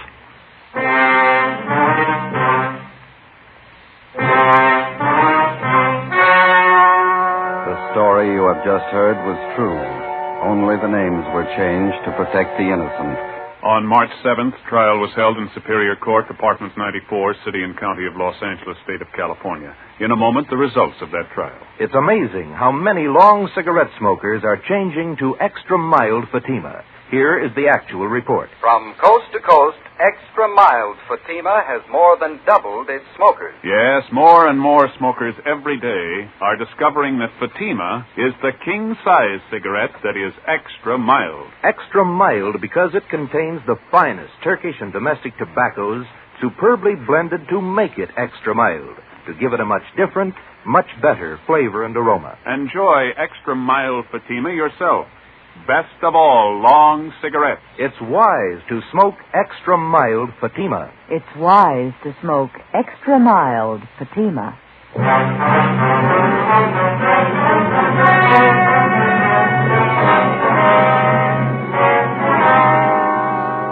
Frank Dominic Delano was tried and convicted of first-degree murder and sentenced to life imprisonment. He is now serving his term in the state penitentiary. You have just heard Dragnet, a series of authentic cases from official files. Technical advice for Dragnet comes from the Office of Chief of Police W.A. Wharton, Los Angeles Police Department. Fatima Cigarettes, the best of all long cigarettes, has brought you Dragnet, transcribed from Los Angeles. Patty Page visits Jack Birch tomorrow morning on NBC.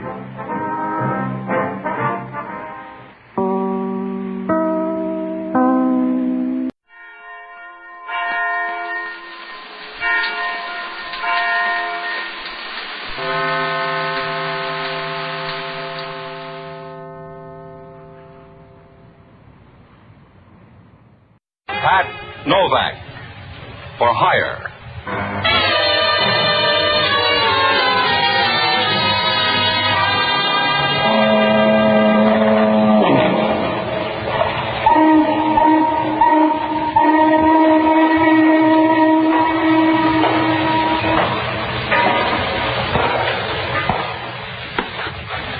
Sure. I'm Pat Novak. For hire.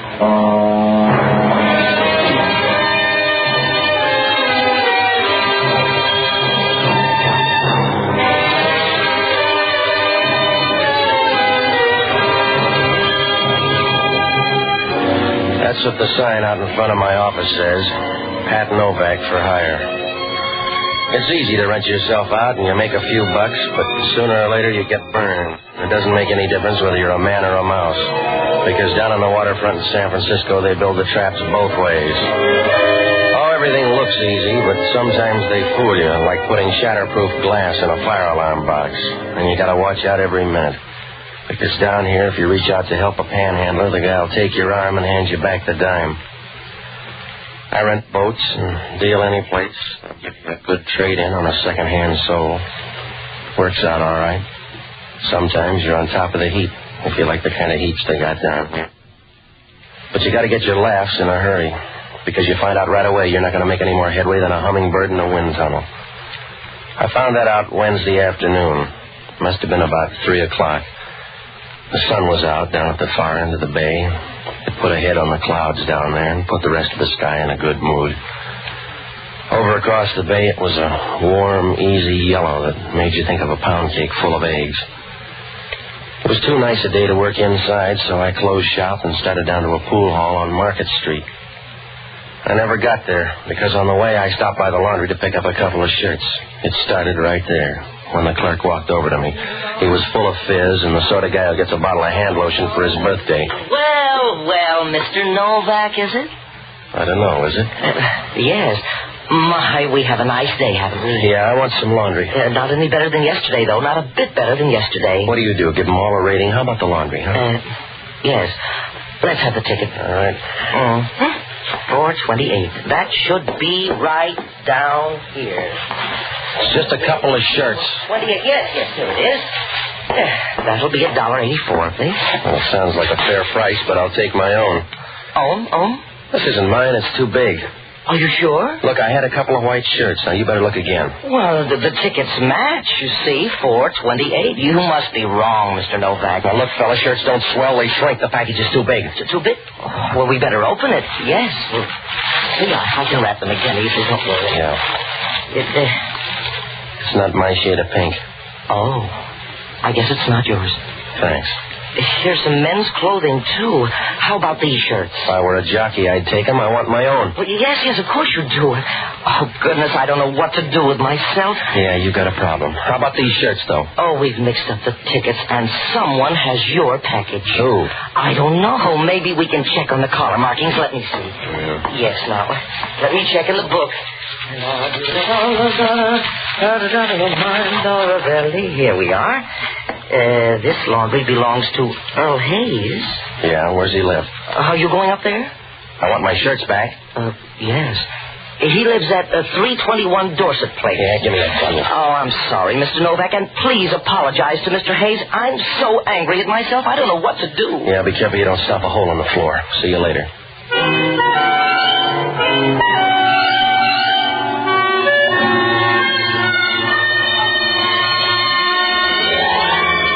When I left, he was wringing his hands and shifting from one foot to another like a small kid in a department store. On the way up to Dorset Place, I looked at the bundle.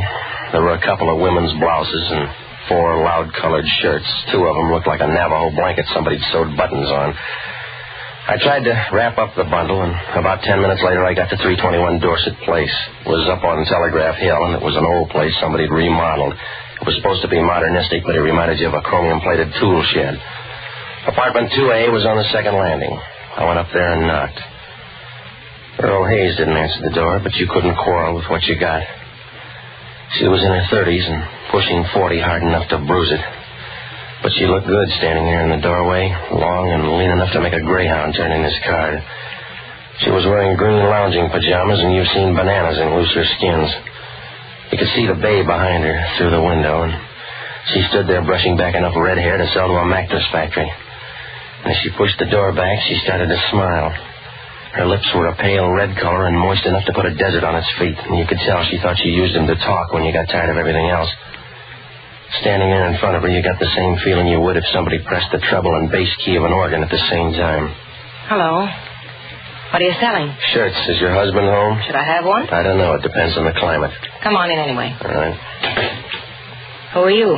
My name's Novak. I'm looking for a guy named Earl Hayes. You better sit down. It won't take me that long. He's got my shirts. Mr. Novak, you don't look like the kind who'd lose a shirt. I don't want jokes, lady. There was a mix-up down at the laundry. I got Hayes' stuff, and he walked off with mine. Is that his stuff in the bundle? Yes, it is. All right, put it on the table here. We'll see. I don't think you're smart, Mr. Novak. Huh? Where's the other shirt? You got them all right there. There's one missing. All right, see the laundry. All I want's a trade. There must have been another shirt in this bundle. Maybe it was too dirty. The boy couldn't clean it that fast. Now, look, friend, if you want to argue, go ride a streetcar. I came up for 2 white shirts. Now, where are they? I suppose Earl Hayes has them. Where's he? I'll send you to him, but I'm afraid you won't like him. Then I'll be lonely. Just tell me where he is. 2 floors up. That'll give you time to work over that story. Yeah. Because he'll know you're lying.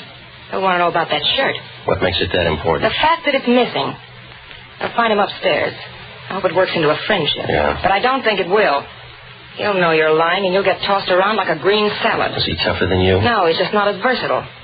Good luck, darling.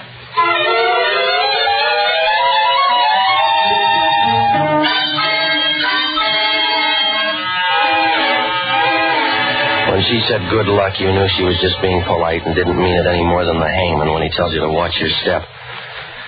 When I left, she was over by the window, leaning back against the table, as shy as a runaway boxcar. And you got the idea she'd be fun to know if you had a lot of money and an oxygen tent. Well, I rolled up the bundle, and I started for the 4th floor. I knocked on the door, and when it opened, I knew I had high bid for trouble. I could see into the room, and there were 3 or 4 gonifs sitting inside. They had a dull, anxious look, as if they were trying to find another worm to pull apart. They were the sort of guys who might have been born, but you wouldn't want to bet on it. The one in the door was a big guy with bushy eyebrows that met near his nose, and the way they ran across his face, you got the idea he got tired of the old ones and grafted on a vine instead. His face wasn't much better. It looked more like a relief map than a face. It was pockmarked and the color of moldy bread, and you knew if a woman kissed him, she'd get blood poisoning. Hello, Novak. You Earl Hayes? Enough to suit you. Come in. You're good at guessing names. So a little bird told me. Yeah, I saw her. She's got nice feathers. Where's the shirt? Here's the bundle. Take your pick. I don't like any of these, Novak. That's all I got. Where's the shirt, Novak? Just wear a collar, mister. You don't need a shirt. Yeah, I won't need a memory for you, fella. Suit yourself. Tell me about those shirts. Hello, Well, come on in. We got your boy. Who is he? You made a deal. You know his name. I never saw him before, Max. He looks different now. He came up with some of your shirts. That's true. I went by the laundry. Said a guy named Novak picked up the shirts. Except one of them's missing. Couldn't be missing. They're all in one bundle. Ask him then, but do it nice. He's touchy. He doesn't have to ask. Now, look, mister, if you're Earl Hayes, I want my shirts. Give us the other one. We'll make a trade. You got the best deal you're going to make, Hayes. Now, I want those shirts. Get yourself a loom, then. All right, Joe, get his on. Let go. Wait a minute, Max. Sit down, Hayes, or we'll take your ticket away. That's it.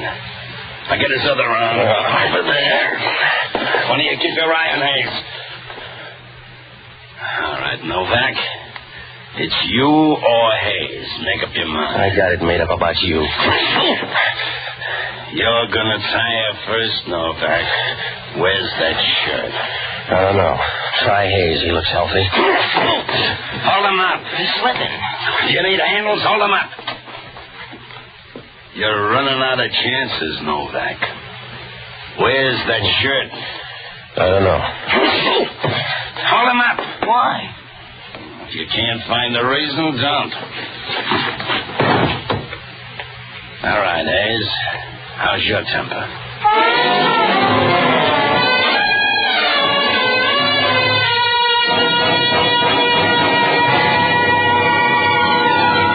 I slid down to the floor so fast I almost went under the varnish, and I spent the next couple of hours checking on the termites. It was getting dark when I woke up, and right away the room was full of company. The host was Earl Hayes, and he was lying on the floor as dead as a cracked bell. He was over by the desk, lying on his back and grabbing at the rug like a Hoover vacuum.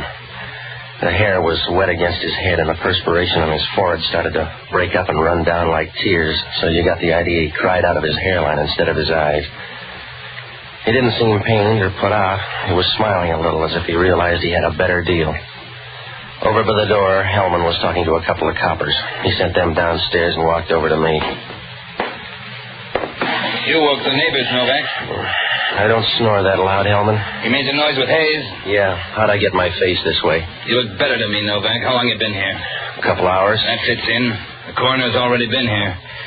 He says Hayes was beat to death an hour ago with that poker out of the fireplace. You better check on the prints. I already sent it down. You slept too long.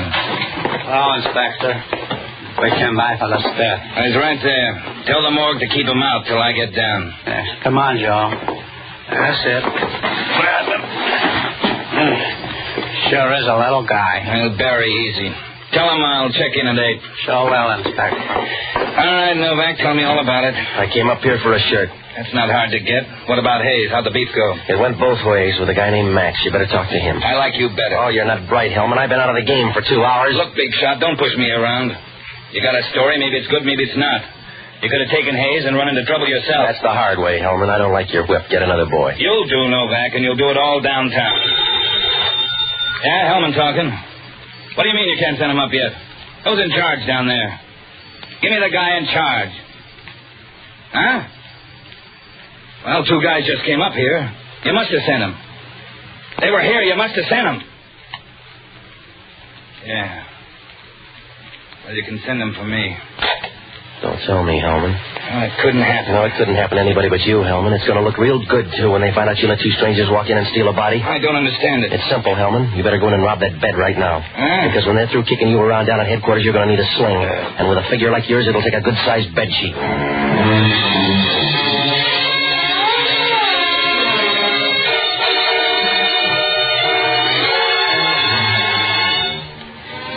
When Hellman hung up the phone, he turned the color of early summer squash. He stood over to the window, running his hand through his hair. He left the window and stood in the center of the room for a minute. His coat was open and his stomach was piled up on his belt in nice, even layers. It reminded you of a rolled-up garden hose. And the way his pants fit him when he walked, you got the idea somebody'd sewed an anvil in the lining. After a while, he came over and started to talk to me. He kept pulling his ear, and in the dim light there, it looked like the cross-section of an eggplant. I'm still going to hold you, Novak. You'd look better with a hot potato, Hellman. I'm going to hold you for 12 hours. In the meantime, that body will show up. He didn't look that active to me. Wake up, Hellman. You've been backed into a corner. You better get a body first. Look, Novak, I know the guy was dead. I'm not going to sit on my hands. It's the most fun you'll ever have. I'm going to check those prints, and I'm going to find out why you were up here. I came to see Hayes. The laundry pulled a switch, and I came up for shirts. Checked with the guy at the laundry. Yeah. And on the way downstairs, stop at 2A. Why? There's a souped-up redhead down there. You can ask her a question. You can do that with any woman. You can ask her who Max is. I went there to find Earl Hayes. She answered and sent me here. There's only one thing wrong with that story. Huh? There's no redhead in 2A. I checked all the apartments. 2A's been empty for 3 months. The people are out of town. I think you dreamed her. I don't dream that good in the afternoon. Look, Hellman, I'm walking out of this place, and all you can do is hear the echo. I want to see you go, Novak. Maybe you'll do something wrong, and I'll track you down. You couldn't track down a live bear in a telephone booth. I'll make a try on you, mister, and when I'm through, there'll be enough to put you right in that gas chamber. They can save money and do the same thing. Huh? They can lock me up in the same closet with you.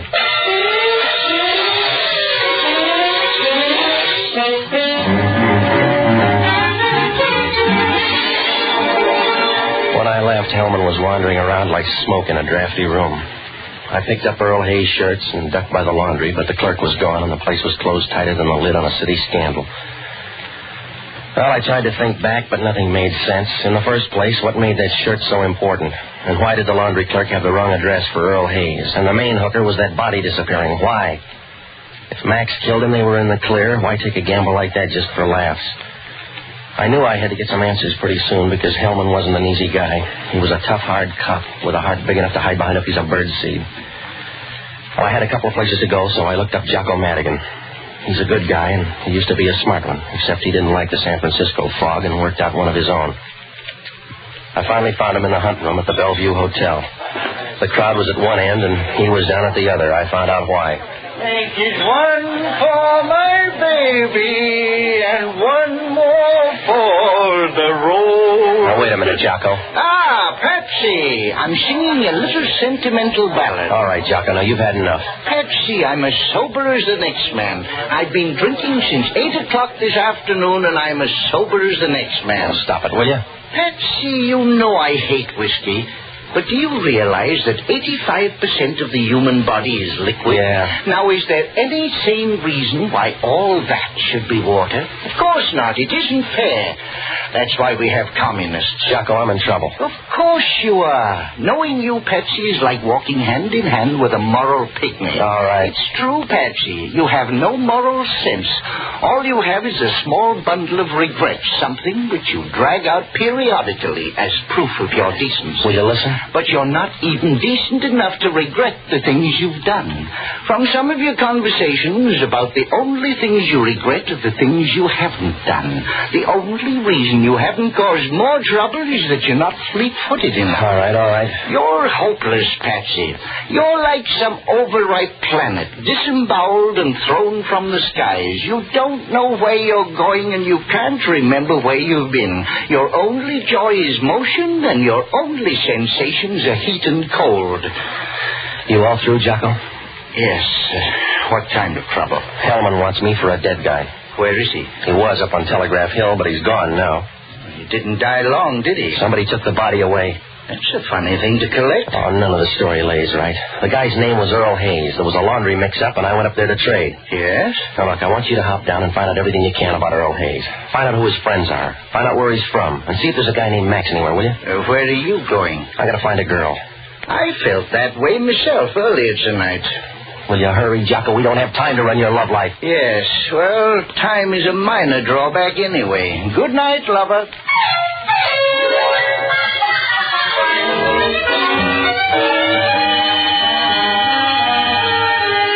It was nearly 11 when I walked out of the bar, and the way things were going, I couldn't beat a vagrancy rap with a pocket full of annuities.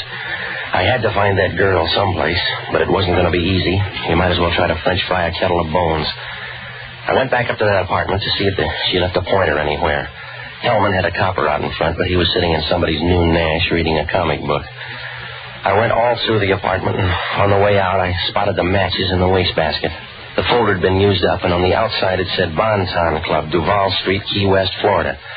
Well, that was the first break I got. Most people use their matches fast, so if she was using Key West matches, it must have meant something. I got onto a phone booth and started calling up the hotels.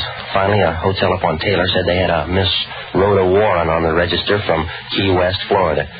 For $5, a bellhop will tell you anything, so he said she was a redhead. I still didn't know, and when I went up there, she wasn't in. Well, I had to get back to my place for Jocko's call, and when I walked in, I got sorry about that $5. Hello, Mr. Novak. You keep bad hours. So do you, and your name's Rhoda Warren. You like the name? Yeah. Go ahead and use it. It's a phony. How about Max? I don't even know him. When you called him today, it was a wrong number. Oh, please, Mr. Novak. You're not big enough for menace. No? No, you're like everybody else in the waterfront. You got some muscles, a few stage whispers, and 30 cents in your pocket. So don't try to make a sale. Except you'd like to buy that shirt. If you want to sell it. What makes it worth $1,000? Your imagination. 500 will buy it. You're bad on guesses. 500 and Max will do it. Look, I don't have to deal with you, darling. You're a pauper on paper and in your pocket. So I can just sit tight while you sell or go broke. Where's Max? Sell him out. If I were in a hole, I'm not. You are. All right. Let go of my arm. I need some help, lady. I don't know whether you're making love or trouble. Either way, let go of my arm. Have you figured out yet? Please, you're hurting my arm. Where's Max? Come on, I'll twist you until the skin comes loose. Where is he? Please don't. All right. I'll make your friends anyway. Yeah, Novak talking. Yeah, I've been out all evening. Whereabouts? Yeah, well, he can't use it anymore. Where are you, the Compton? Yeah, thanks. The laundry clerk? Yeah, he found that shirt. Tell him not to lose his own. And wish him good luck. Will he need it? Well, maybe not. But he ought to take it while it's cheap.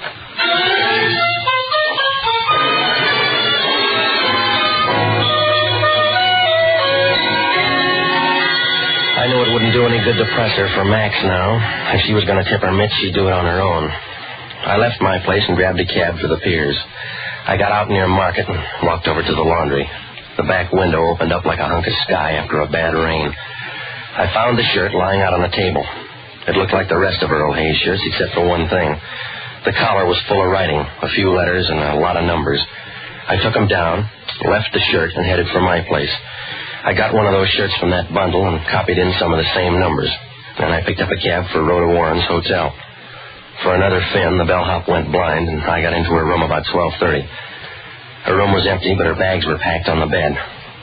I took a 60-40 chance and planted the shirt in the bottom of one of the bags. I told the bellhop to tip me off when she came in, and I started back to my place to wait for Jocko's call. I did about as well as a bottle of scotch in a Louisville bar. A squad car picked me up at the corner and said Hellman had a call out for me. About 20 minutes later, we pulled up to Pier 19. Hellman was waiting there, moving around like a pea in a boiling stew. Hello, Novak. Walk me down the pier. Find a crutch. What's on your mind, Hellman? Walk me down the pier. All right, but I won't take your arm. They found the body. How, radar? Almost. The Coast Guard boat spotted him floating in the bay. They radioed in. We're hauling him up now. Yeah. We're all busy. I found a shirt, too. Well, we may not need it.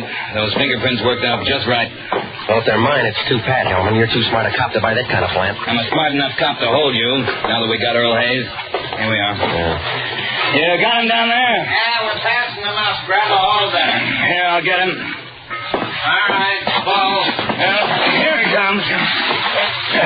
There. Well, that water sure changed him, Hellman. There's a mistake. He read his identification. They said it was Earl Hayes. Another plant, Hellman. He's the laundry clerk. What was he doing out in the bay? Maybe that's the way they do the laundry now. I'm going home, Hellman. You better stand on his chest. Huh? That way they can't steal him without taking you, too.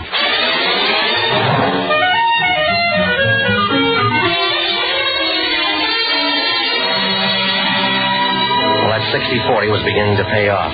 Somebody was gathering up the loose ends, and it was going to be easier now because things were getting tight. But you can say that for a lot of wedding rings. So I bummed a ride, and I got to my place about a half hour later. I had some trouble there because the cop on duty wanted to take me down to Pier 19 again. He looked wistful, so I told him about a place down the street where he might catch a peeping Tom, and I finally got rid of him long enough to get up to the room. As I walked in the door, the phone was ringing. Yeah. Hello, Patsy. This is Choco. What'd you find out? Earl Hayes was popular. Anybody could have killed him. For instance? There's a lot on him in the Chronicle morgue. He's wanted for smuggling. Yeah? What else? He had a girlfriend. Her picture's here. What'd she look like? Oh, I haven't had enough experience. It's the same one, I guess. What else? And Earl Hayes once served a prison term with a man named Max Stoffer. That's our boy. What do you got on him? He lives here now, and he runs a business out on Van Ness Avenue. What kind of business? Oh, it's going to sound funny. He runs a funeral parlor. Well, what does that prove? Doesn't prove a thing. Just because you're a perfume salesman, you don't have to smell pretty.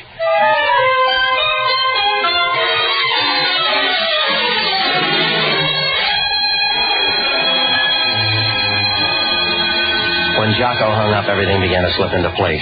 I could see now why everybody wanted that shirt, and the reason why Earl Hayes disappeared was 10 feet tall. I called Hellman. He said he knew all about Max Stoffer, and he had a squad car on the way out. I met him at the corner of Geary and Taylor, and we rode out to Van Ness. Max Stoffer's funeral parlor was over near Pine. When we pulled up, the lights were out except for a lamp in the front room. Hellman walked in the front door without knocking, and we turned in where the light was. It was a big night for stiffs, and there were 3 or 4 caskets along the wall. In the center, over near the fireplace, there was a casket on wheels. The plate on the outside said a man named Peter Dawson had the lease. Hellman was about to start upstairs when a door in the back opened. Hello, Novak. What are you doing here? Is the man with you dead? Not too dead to talk to you, Stoffer. He's Inspector Hellman from Homicide. The bag looks heavy. Is he talking to you or me, Max?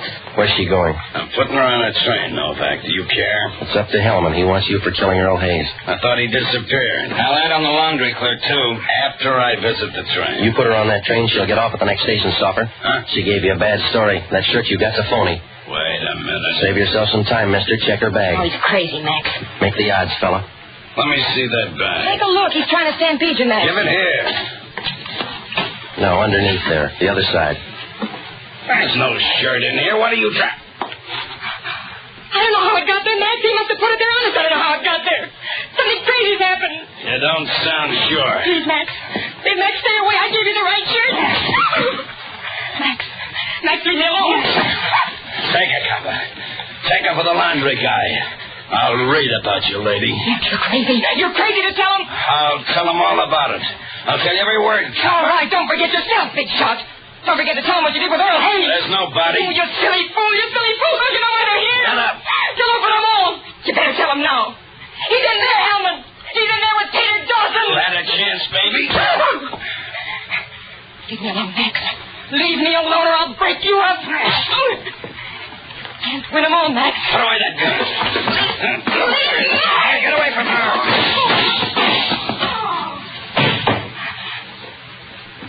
You don't need the gun anymore. No. Pick it up, copper. Well, you had a big night, lady. Yeah. What happened, Novak? You put that shirt in there and you lied to him. Yeah. You lied to him and he thought I did. He thought I lied to him. What's the difference? As long as you killed him, you still get a prize.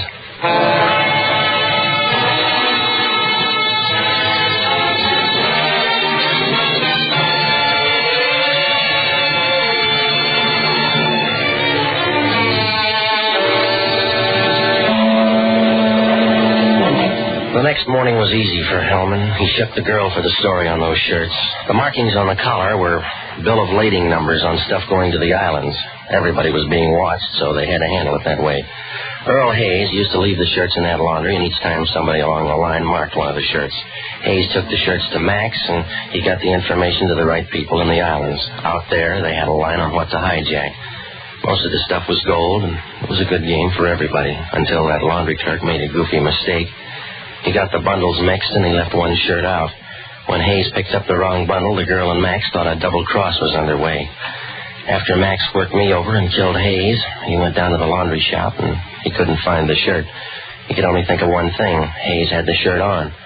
So he got him out of that apartment.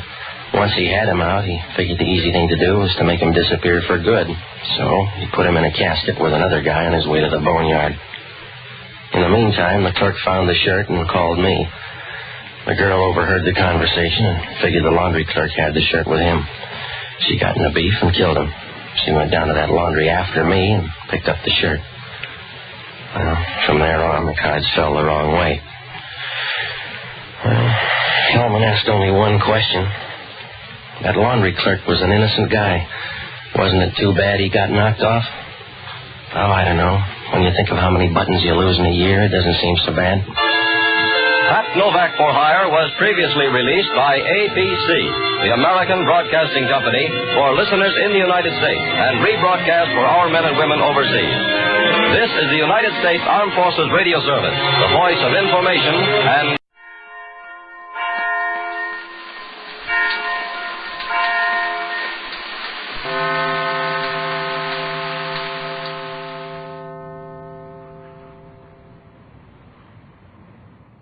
Ladies and gentlemen, we suggest that you pay particular attention to an important announcement, which will be given at the end of tonight's program.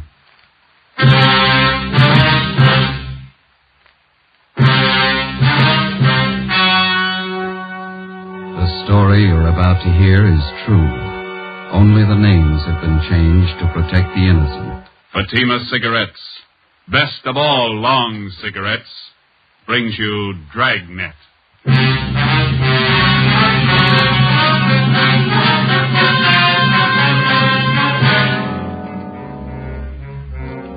You're a detective sergeant. You're assigned to Personnel Division. A resident of your city files a report of robbery and assault.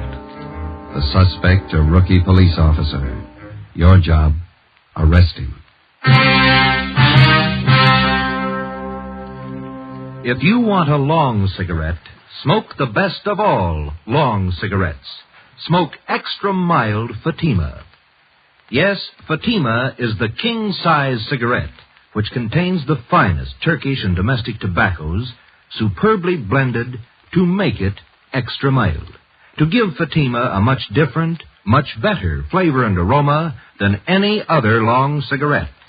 That's why Fatima has more than doubled its smokers coast to coast.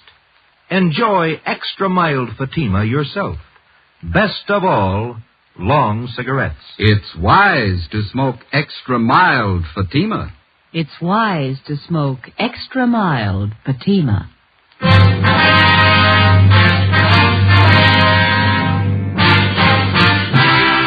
Dragnet, the documented drama of an actual crime. For the next 30 minutes, transcribed in cooperation with the Los Angeles Police Department, you will travel step by step on the side of the law through an actual case from official police files. From beginning to end, from crime to punishment, Dragnet is the story of your police force in action. It was Wednesday, April 9th. It was foggy in Los Angeles. We were working the day watch out of personnel. My partner's Ben Romero, the boss is Deputy Chief Holman, Commander BIA. My name's Frank. We're on the way over from the City Hall, and it was 5:25 p.m. when we got to Central Division. The assembly room. How's the wife? See him, Joe? Yeah, it looks like him over there. I'll let you know. Hi. You Russell Clark? Yeah, that's right. Friday and Romero personnel. All right. Lieutenant Drummond over at BIA would like to talk to you. All right. When do you want to see me? Right now. Okay. We'll look at the cap.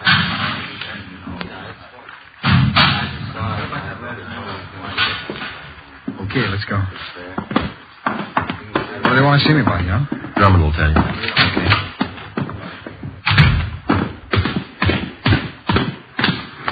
How long you been on the job, Clark? About 2.5 months. How do you like it? Oh, I like it fine. Wife doesn't think much of it. She wanted me to stay at my old job. What was that? Selling insurance. Likes to have me home nights. Doesn't like to be alone, especially now. Yeah? She's expecting me a couple of months. You know how they get. Yeah. Let's cross here. Hey, I put in a request for day work. Do you think that's why personnel wants to see me? I don't know. I don't think so. Boy, I'd sure like to get that day watch. Yeah. Is that the way you fellas started? I did, yeah. You started in traffic, didn't you, Ben? Yeah, Had 9 months of it. Go ahead, Clark. No, thanks. I have to be on the job at 6. Think this going to take very long? I don't know. Hi, Friday. Hi. Right in, Lieutenant's waiting. Personnel, Coleman. Lieutenant? Yeah, come here. This is Officer Clark, Lieutenant Drummond. How do you do, sir? Oh, hey, Clark. Sit down. Thanks. Couple of questions for you. Yes, sir? You were on special duty at the Olympic Auditorium last night, is that right?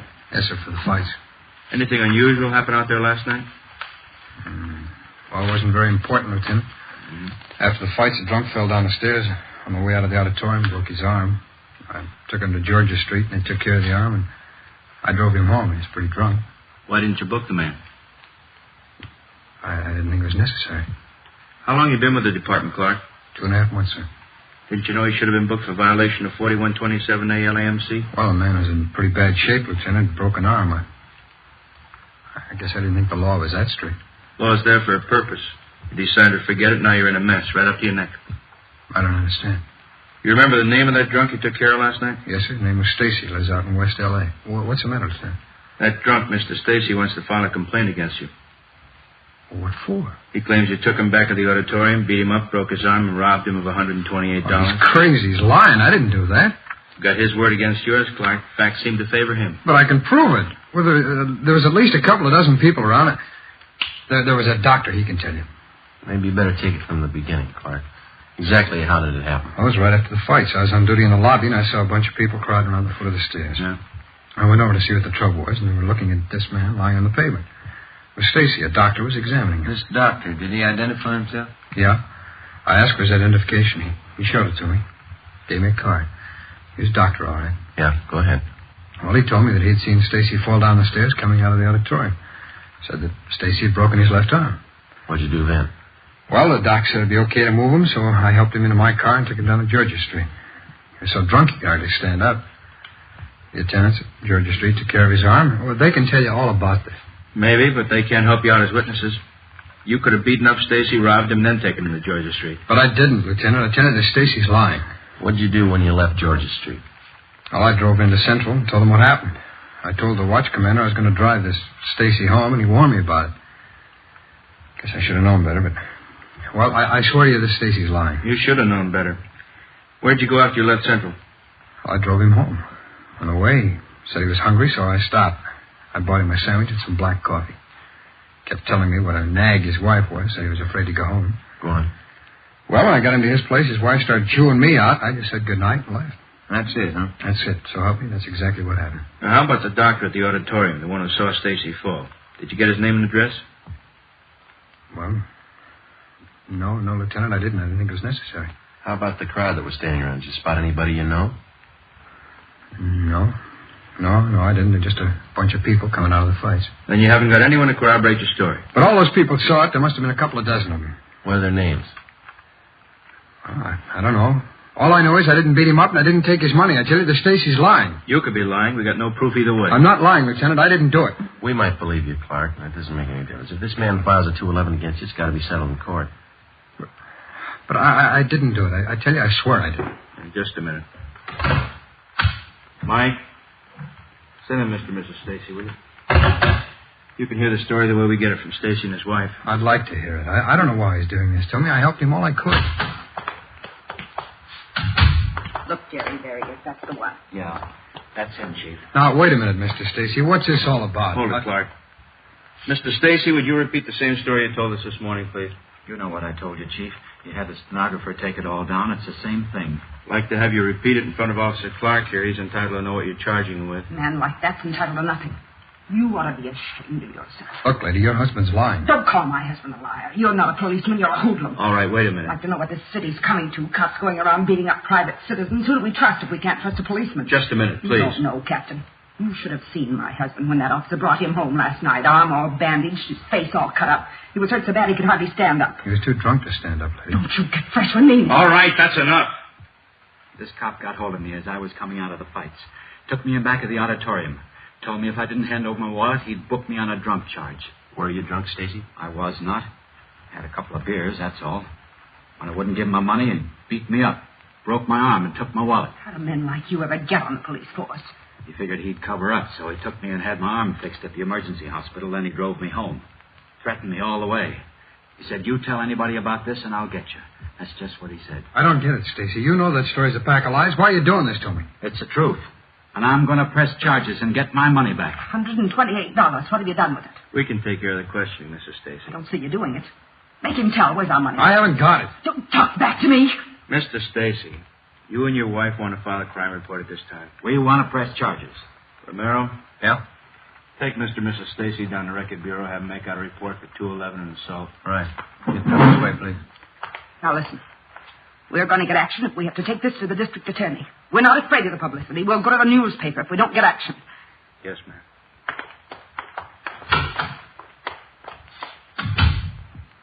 What's it, Clark? They're lying. I can't prove it, but they're lying. Well, you can see the position it puts us in. If you're innocent, we'll do all we can. If you're guilty, we'll see you get everything that's coming to you. But they're lying. You know that. It's not up to us. The court's going to have to decide. That's it. That's it. Well, there's no other way, Clark. We got 4,500 men in the department. We don't claim they're all saints. Once in a while, a bad cop comes along, he pulls a caper, and all of us get a black eye. This book of rules is the only protection we got against that. By failing to enforce the law, you violated your duty as a police officer. Got yourself in a real mess, Clark. Like anybody else, you get a fair trial. That mean I'm dropping the force? And those people have filed a crime report. Draw suspension pending the outcome of the case. After that, if you're cleared, there'll be a hearing before the Board of Rights. Right through right now? You'll be booked for robbery and assault and held in county jail. The case will be presented to the district attorney tomorrow. What can I do? I'll have to have your badge. On the desk. Your gun?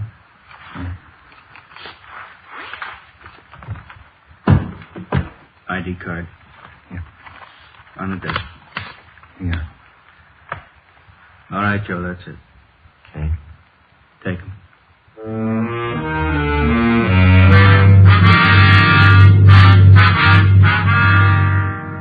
6 p.m. Ben returned to the office, and together we took rookie police officer Russell Clark across the street to the Hall of Justice. At the county jail booking desk on the 12th floor, he was booked on suspicion of 211 PC and assault with intent to do great bodily harm. He was lodged in the cell block. Investigating charges against a police officer involves exactly the same procedure as cases where private citizens are concerned. Prove the suspect innocent or guilty. That's the job. If Clark was innocent, it looked like there was only one way of proving it. That was somehow to find the unnamed doctor who was supposed to have seen Stacy fall down the auditorium stairs and then examined him afterward. If Clark was guilty, we had to find proof that his story about Stacy falling downstairs was a lie. Besides that, we had to find evidence that he beat up Stacy at the rear of the auditorium that night and that he robbed him of $128. Thursday, April 10th, Ben and I checked in for work at 7:45 a.m. and found a message from the jailer on the phone board. Clark wanted to see us right away. We met with him in the county jail interview room. How you doing? Not too bad. Don't let it sour you, huh? Sergeant, you really think I rolled that character? Come on, tell me the truth. We checked you out. Good family. You got a fine Army record. No, we don't think you did it. I just can't understand why he picked me out. I tried to help him all I could. Then he walks in the next day with a frame story like that. You got any idea why Stacy would pull something like this on you? I don't know. I'm worried, Sergeant. Believe me, I can't afford to sit here missing my pay. We live pretty close to the budget with a baby coming. I'm worried about the wife. I just don't know what to do. Are you sure you told us everything about this that you remember? Well, that's the one reason I wanted to see you. I didn't sleep much last night. I kept trying to remember the name of that doctor. Yeah? Well, I remember once he did mention his name, and then when I asked for his identification, he showed me one of his cards. Any idea what his name was? Well, I'm not sure, but as I remembered, it was some kind of a Swedish or Norwegian name, something like Johnson, Tollefson, something with a son on the end of it. It's on that card.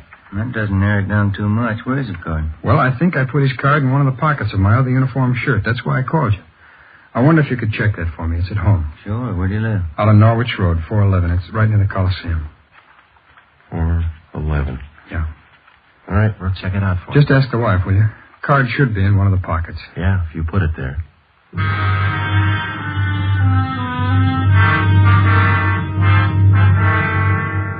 Ben and I left the interview room at the county jail and drove out to the home of Officer Clark on Norwich Road.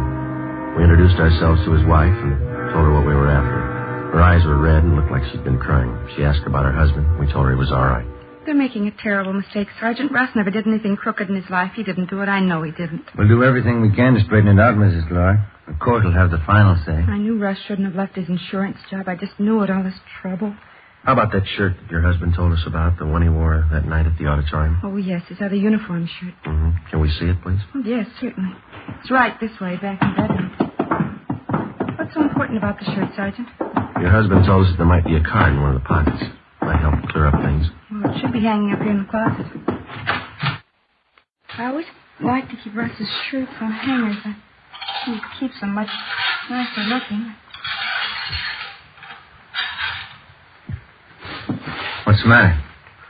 This morning I sent it to the cleaners.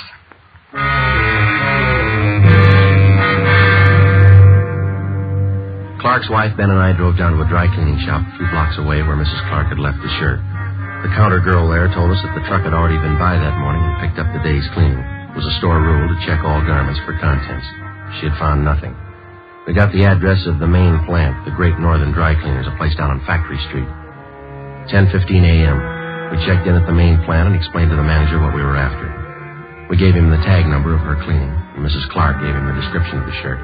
We waited in the manager's office while he made a search for the dark blue wool police shirt. How about this one, lady? It's the only blue wool shirt picked up at your cleaners this morning. Yes, that's Russ's shirt. That pocket's out there. I mended it. I'll check the pockets for you. I had to pull it out of the tank. It's all wet.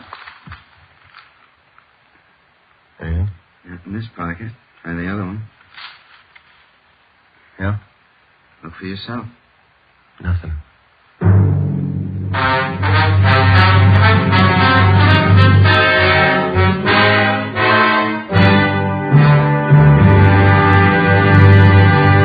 You are listening to Dragnet, the case history of a police investigation, presented in the public interest by Fatima Cigarettes. If you smoke a long cigarette, it will be in your interest to listen to a typical case history of a Fatima smoker. It's the case of Northwest Airlines stewardess Jean Madsen. This is her actual signed statement. There's one thing I really look forward to after a long flight. A good, mild smoke. That's why I prefer the new king-size Fatima. It's milder than any other long cigarette I've tried. Yes, I agree. It's wise to smoke extra mild Fatima. And so do more and more smokers every day. Actual figures show extra mild Fatima has more than doubled its smokers coast to coast. So enjoy extra mild Fatima yourself. The king-size cigarette, which contains the finest Turkish and domestic tobaccos, superbly blended to make it extra mild. You will prefer Fatima's much different, much better flavor. You will agree. It's wise to smoke extra mild Fatima. It's wise to smoke extra mild Fatima. The best of all long cigarettes.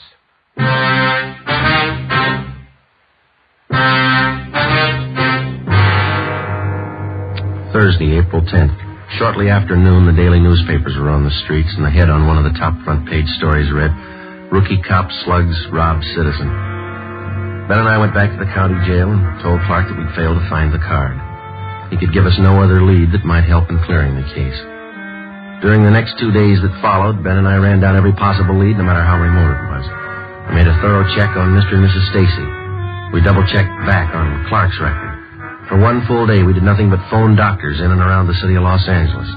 From a list of hundreds, we came across 3 doctors who had been present at the fights in Olympic Auditorium on the night Stacy claimed he was beaten up and robbed by Officer Clark. None of the 3 had seen a man tumble down the stairway leading from the balcony to the lobby. None of them had seen any accident or had been called on to help anyone professionally. Monday, April 14th, we met with Lieutenant Ralph Drummond. No go, huh? That's got us, Ralph. We can't figure it. It's almost a fact Stacy's lying. Clark, what about him? Well, there's still nothing to show that he didn't do it. He had the opportunity. Maybe he had a motive. He needs money, you know. Who doesn't? How much you get on Stacy? He and his wife run a second-hand furniture store in South Flower. It's a small business. Stacy's quite a gambler. He bets on the fights. Yeah? We checked around with some of the gang down at the auditorium. Stacy's well-known down there. He laid some pretty heavy bets the night he claims Clark rolled him. How much? You got the dope there, Ben. How's it figure out? He lost over $75 in small amounts. Add to that the fact that he was doing some partying. That might account for the 120 acres missing. Stacy blew the roll, was afraid to tell his wife, so he cooked up the story against Clark. Yeah, sure. Maybe that could have been the way it happened. What do you got on the other side? Not much, Ralph. Couldn't dig up anything against Clark. I don't know. He doesn't seem like the type to pull something like that. Maybe not. You still can't prove he didn't do it. How about the papers? You've been plugging for witnesses? Yeah. Here's the ad. Had it running in personals for 4 days now. Okay. All those saw a man fall down the stairway in the auditorium. Today, please call Michigan 5211-75. No results, huh? No. All the possible doctors in town have been checked out, too. How about the local medical magazines? Got an ad in there, Ralph. Nothing's happened. Well, one thing is sure. Something's got to happen. Newspapers are scorching the kid and the department along with him. Victim without a trial makes good reading in the tabloids. There's one thing I can't understand. If Clark's leveling and there was a doctor at the fights that might have looked at Stacy, then where's the doctor? We've had this thing noised all around town. Well, give it a little more time, he might turn up. I kind of like the Stacy angle. How do you mean? Well, suppose we get him in here. Think we could break him down into questioning? Oh, no, I doubt that. We can't even get close to him. That wife of his and that lawyer, they're with him all the time. He's afraid to talk to us. Maybe if we pass the word to his wife he'd been gambling, how far can we go on that?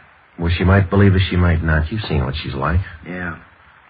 I got an idea he sold her on his story, and she's tagging along to get the $128 back. It gives me an idea, Joe. One thing we might have missed. Yeah, what's that? We found out that Stacy did a little partying before we went to the fights at the auditorium that night, didn't we? Yeah, go ahead. We checked out a couple of the bars he was drinking at, but we figure he must have partied away at least $50 out of that $128. Mm-hmm. He didn't spend that much at the bars. Oh, well, sure. He probably hit a few other places, too. That's what I mean. That's still a lot of money to drink up alone. You figure a woman? Maybe. You got any reason to think Stacy plays around? Just one. Yeah? His wife.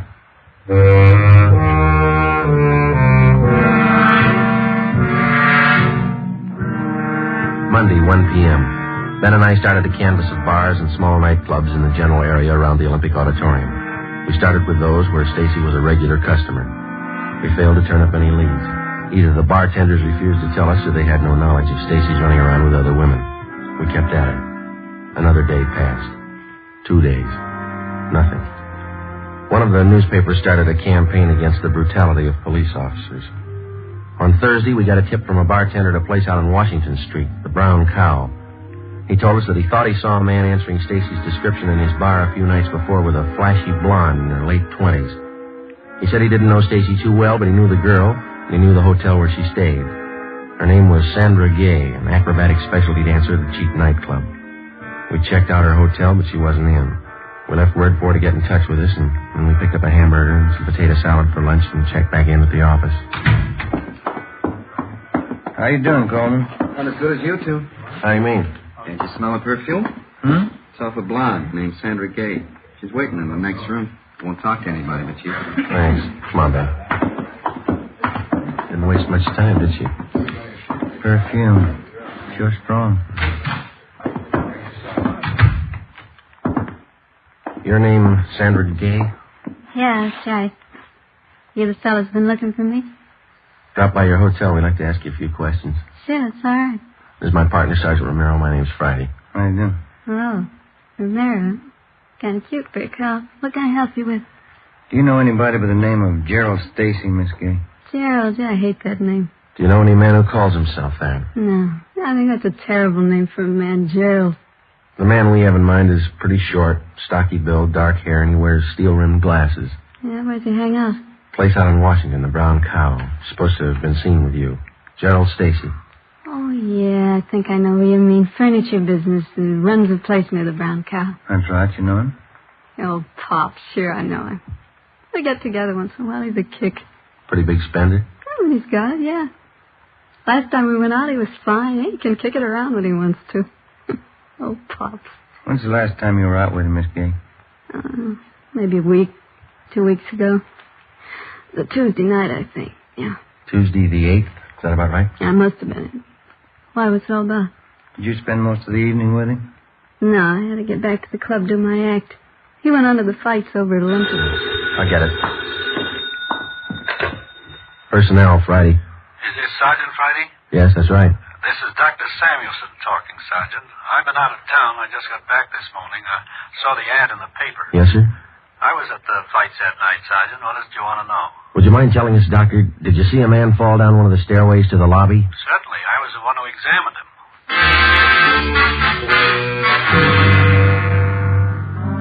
5 p.m.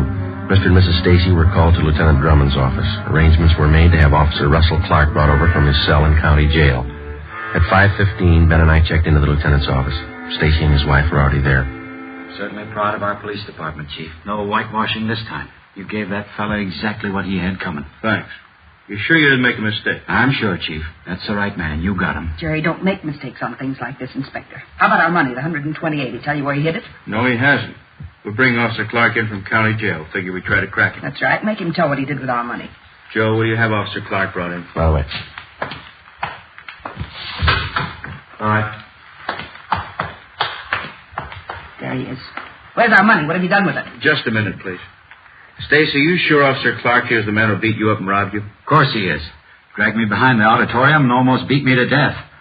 Broke my arm, took all my money. $128. Where is it? I haven't got your money. Joe, bring the doctor in. I understand. In here, Doc. All right. Mr. Stacy, you're a liar. This officer didn't break your arm. I saw you fall down a flight of stairs at that auditorium and break your own arm. I examined it. Jerry, who is this man? What about it, Stacy? He doesn't know what he's talking about. I never saw him before in my life. No, but I've seen you, Stacy. You were drunk. I saw you fall down those stairs. You're crazy. Joe, send Miss Gay in. All right. All right, Miss Gay. Sure is strong perfume. You recognize any of these people, Miss Gay? Hello, Pops. I don't know you. Don't you remember the perfume you give it to me? Who is this woman? Just a friend, honey. All right, Stacy, now let's have it straight. It was all a mistake. I don't want to make trouble for anybody. It wasn't this cop's fault. I don't want to make any trouble. What about this woman? It was all a mistake, believe me. You took that money, Gerald. You spent it on her. Now, wait a minute. Causing all this trouble, squandering our money. After all I did for you, you're no good. This time I'm through. All right, Clark, let's go. Okay. Well, that's it. I don't know how to thank you, fellas. And doctor's the best friend you got. Yeah. I better call her wife. She'll want to know. Friday, phone message for you here. Oh, thank you. From your wife, Clark. Yeah? She found that doctor's card.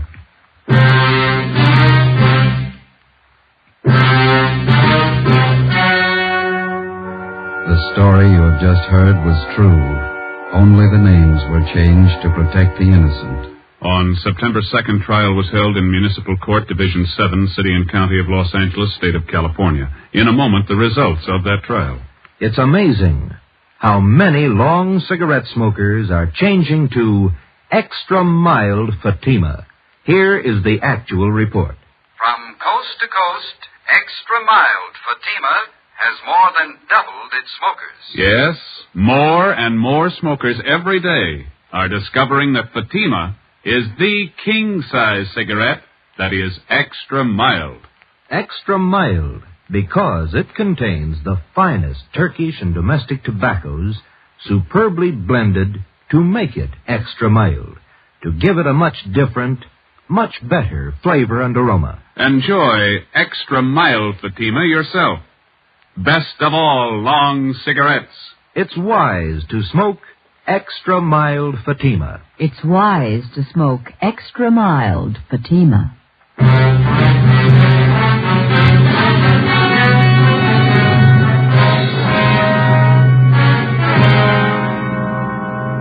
Gerald Stacy was tried on charges of filing a false crime report. He was convicted under Section 5250 LAMC and served his term as prescribed by law. Officer Russell Clark was returned to duty with full back pay. Ladies and gentlemen, in response to thousands of letters asking us to broadcast Dragnet at an earlier hour so that the entire family might hear it, we wish to announce that summer scheduling enables us to fulfill these requests. Beginning next Thursday, June 8th, Fatima Cigarettes will bring you Dragnet 1/2 hour earlier over most of these stations. Consult your local newspaper for exact time.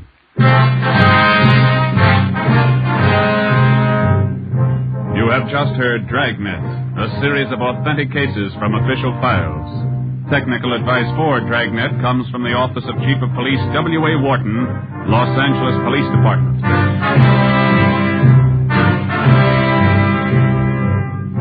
Fatima Cigarettes, best of all long cigarettes, has brought you Dragnet, transcribed from Los Angeles.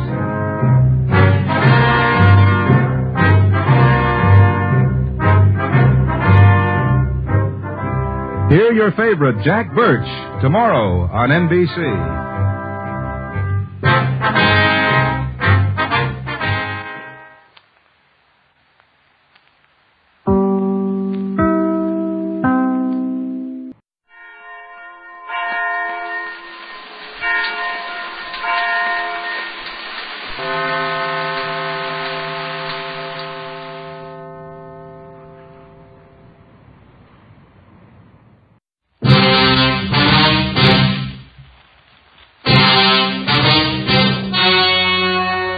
The story you are about to hear is true. Only the names have been changed to protect the innocent. Fatima Cigarettes, best of all long cigarettes, brings you Dragnet.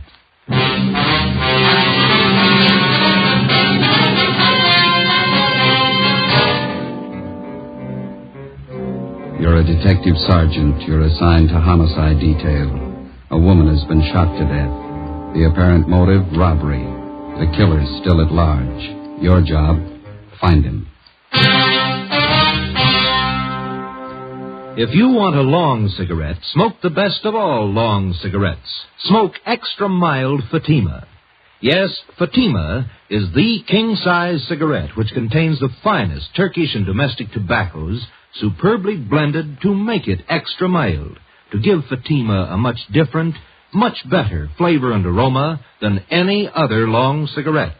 That's why Fatima has more than doubled its smokers coast to coast. Enjoy extra mild Fatima yourself.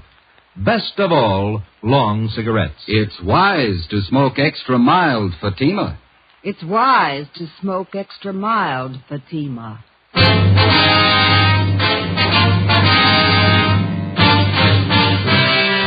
Dragnet, the documented drama of an actual crime. For the next 30 minutes, in cooperation with the Los Angeles Police Department, you will travel step by step on the side of the law through an actual case transcribed from official police files. From beginning to end, from crime to punishment, Dragnet is the story of your police force in action. It was Friday, March 16th. It was damp in Los Angeles. We were working the night watch out of homicide. My partner's Ben Romero. The boss is Thad Brown, chief of detectives. My name's Friday. It was 11:45 p.m. when we got to where we'd parked our car. 2nd and Main. Couple of drops on the windshield. Yeah, I hope it holds off. I was thinking of going out to see the Cubs and Pirates play an exhibition game tomorrow. Guess maybe now I won't. You might be lucky. What's the weatherman say? Oh, get the radio on. It's a slow night. Yeah. Might not be tomorrow night. What? March 17th, isn't it? Oh, yeah. 62A, Collier Station. All units in vicinity of 102 South Virgil, 211 and shooting, code 3. It's a hard one. All units in vicinity South of 102 Street. South Virgil, 211 and shooting, code 3. Unit 13, take the call. Happy St. Patrick's Day. 11:58 p.m. We arrived at 102 South Virgil, the Bartlett Hotel, a 4-story building. Sergeant Scheimer met us in the lobby and informed us that the shooting took place at 11:40 p.m. in room 432, occupied by Mr. and Mrs. Theodore V. Benham. Mrs. Benham was the victim. We went up to the 4th floor where Officer McCready was stationed outside the room. Any witnesses? Only Benham says it was a thief. You talking to the people on this floor? None of them saw anything. They're all in their rooms. Any other way out of here? That stairway in the rear leads to the roof. I took a look. Nothing up there. Mm-hmm. Where's Benham? Across the hall, lying down. Cox is with him. Okay, let's look at the body. We went into the room, a dreary place with a single light hanging from the center of the ceiling. The carpet was faded and worn in spots. On the north side were a closet and a bathroom. Against the east wall was a dresser. Across the room was a double bed, and at the foot of the bed a window looking out over the roofs of adjoining buildings and the marquee of a movie house down the street. A steamer trunk was in the corner, and a straight-back chair was next to the door. The mirror of the dresser was smashed, and on the dresser a Gideon Bible. On the bed was the body of a woman sprawled face down. There were several splotches of blood on her coat. In the chair was a .32-20 revolver, which McCready said belonged to Benham, the husband of the murdered woman. We asked McCready to put in a call to the crime lab, and we went across the hall to question Benham. This is an awful shock. I'm not feeling well. I'm under doctor's care. Hemophilia. It's an awful shock. Sit down, please. Yes. I don't know what it'll do to me. I should be in a sanitarium right now. We'll see you're taken care of. Lincoln Sanitarium in Eagle Rock.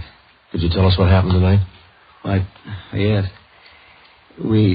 My wife and I went out to the Sycamore Cafe over in Alvarado. What time was that? Oh, about 9:30. Had a couple of drinks and something to eat.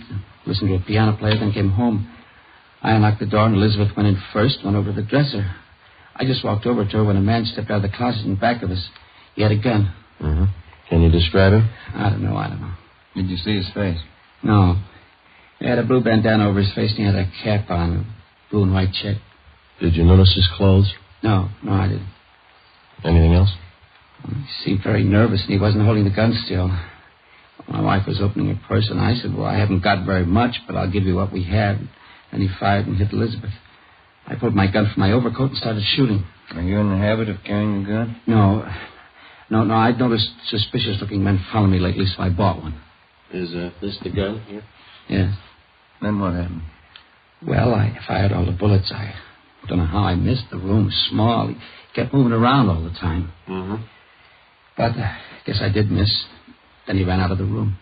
About how old would you say this man was? Officer, I haven't the faintest idea. See you a minute, Sergeant? Sure. We'll be back, Mr. Benham. This has been an awful shock to me. Wonder how his wife felt.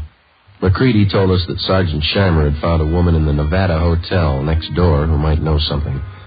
We went next door and questioned Mrs. Caroline Cromwell, a resident of the hotel. She occupied room 415 on the top floor. She told us that about 20 seconds after she heard the shots, she looked out the door of her room and saw a man come down the back stairs, which leads to the roof of the hotel, and enter room 402. She'd seen the man several times and was positive of her identification. Sergeant Scheimer said the man was registered as Jack Morrison. We went to room 402. Try it again. Who's that? Police officer. What do you want? I'd like to ask a couple of questions. I was going to bed. We'd like to talk to you. Won't take very long. All right. What do you want to know? How long you been in your room? About 10 minutes. What? Where were you? To the movie. Which one? Right down the street. Why are you asking me all these questions? You been drinking? Oh, not much. Mind if we look around a little? I was out all the time. I didn't know nothing about a shooting. And you won't mind if we look around. You won't find nothing here. These all the clothes you've got? Yeah? This your coat? Yeah. Yeah. Mm-hmm. You wearing this tonight, were you? No. It's the only coat in the closet. What'd you do with the coat you were wearing? Guess I was wearing that one. Did you spill it? What? The bottle of whiskey? It broke. How? How do I know? Got a hole here in the sleeve. What'd you do with the broken bottle? Threw it away. Where? I don't know. On the street. Joe, I found something. A shirt. Stuck down between the wall and the bathtub. Looks like blood on it. Is this yours? Where's the shirt you wore tonight? Take off your pajama top. Why? Take it off. All right. But I didn't have nothing to do with that shooting next door. What happened to your arm? Guy shot at me. Who? I don't know. I bought a bottle and had a couple of drinks and went to the movie for a little while. Would you mind moving away from the bed, please? No. Thank you. I came out of the movie because I was getting dizzy. I went up on the roof here to get some air. While I was standing there, a guy ran across the roof and shot at me. What'd the man look like? I don't know. He came from the roof of the hotel next door and ran into this place. How big was he? It was dark. I couldn't see. What'd you do? Well, after I was sure he was gone, I came down. I was going to have my arm fixed in the morning. Better get your clothes on. Why? Well, you got a pretty bad arm. You better have it fixed up. We'll take you to George Street Receiving Hospital. It's all right. I don't have to go there. Find anything, Ben? No. You got a clean shirt? No. Well, you better wear your pajama top then. Oh, here's something. What did you say your name is? Jack Morris. Here's a card I found in the closet. It says, Tommy Kane, report for work, Joe's Cafe, 8 o'clock, March 1st. Who's Tommy Kane? That's me. Where are you from? Elgin, Illinois. How old are you? I'm 22. Why'd you leave Elgin? Work. I've been bumming around. You ever been arrested? I was picked up on a vague charge a month ago. Here? Yeah. I don't know why you guys are bothering with me. When somebody gets shot, we bother. 1:30 a.m. We took King to Georgia Street Receiving Hospital, where they found that a muscle in his upper right arm had been severed and the right side of his chest was bruised. Before taking him to Ward 1300 General Hospital for further treatment, we took him back to the roof of the Nevada Hotel. Still trying to rain. Yeah. Well, where were you standing when you got shot at, King? Right over there. I was leaning against the bricks. Where'd the man come from? Out of that door in the other roof. Roof of the Bartlett Hotel? Yeah. Was he running when he shot at you? Yeah, he was. Where'd he run? Right across here where we are. Then he went through this door here into the Nevada Hotel. Did you notice anything unusual about him? Well, his face was covered with a handkerchief, and he wore a checkered cap. Thought you said before it was too dark. Well, I could see that. I mean, I could see that. I couldn't see his face. And you were standing over there by the parapet? Yeah. About here? Yeah, that's it. Mm-hmm. All right, let's get over the roof of the Bartlett. A little high. Can I help you over? No. Come on, Ben.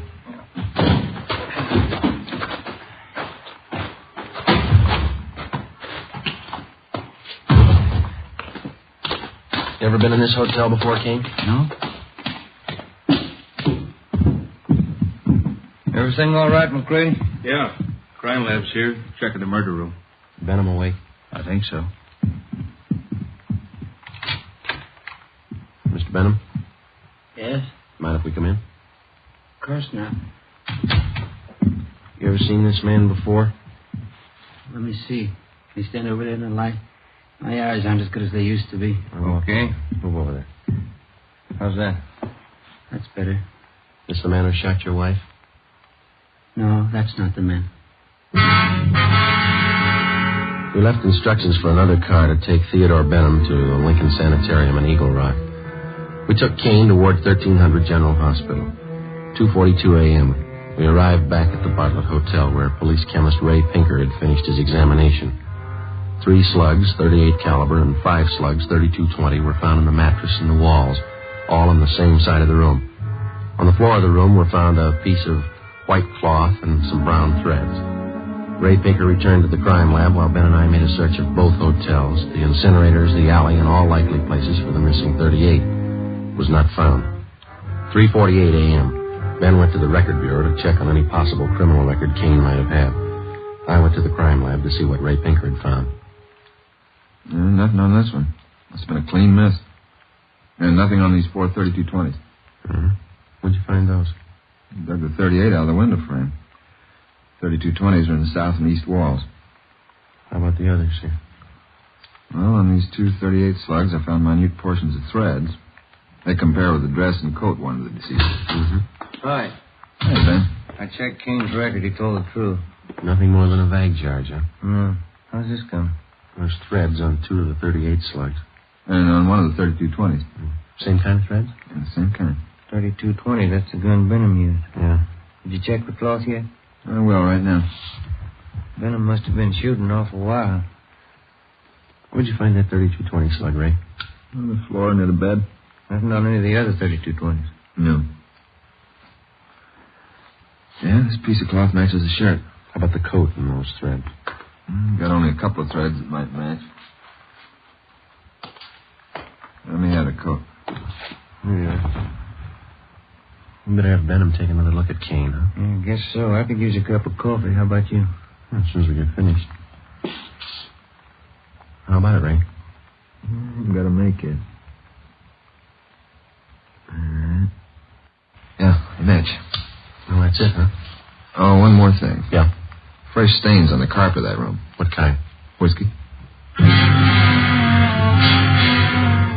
March 18th, we picked up Benham at Lincoln Sanitarium and drove him to the General Hospital.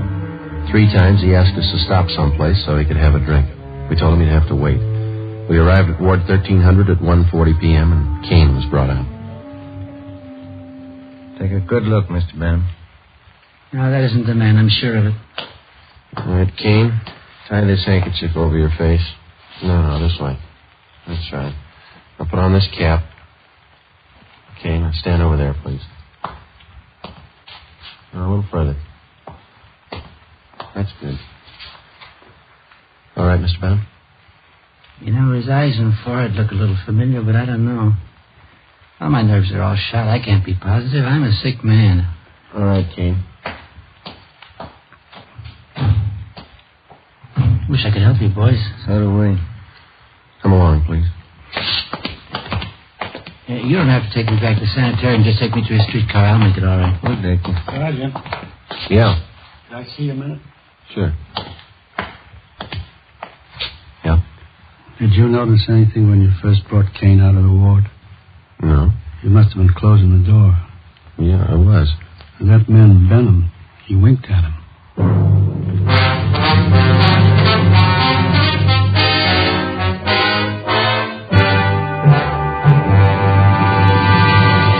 You are listening to Dragnet, the case history of a police investigation presented in the public interest by Fatima Cigarettes.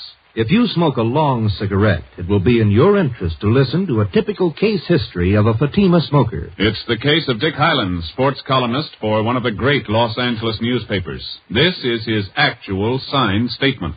Do I smoke a lot when I'm reporting a close ball game? You bet I do. Do I still enjoy smoking when the game's over? Right again. Because I smoke a mild cigarette, Fatima. No other king-size cigarette tastes so good, is as mild as Fatima. I agree it's wise to smoke extra mild Fatima. And so do more and more smokers every day. Actual figures show extra mild Fatima has more than doubled its smokers coast to coast. So enjoy extra mild Fatima yourself. The king-size cigarette, which contains the finest Turkish and domestic tobaccos, superbly blended to make it extra mild. You will prefer Fatima's much different, much better flavor. You will agree. It's wise to smoke extra mild Fatima. It's wise to smoke extra mild Fatima. The best of all long cigarettes.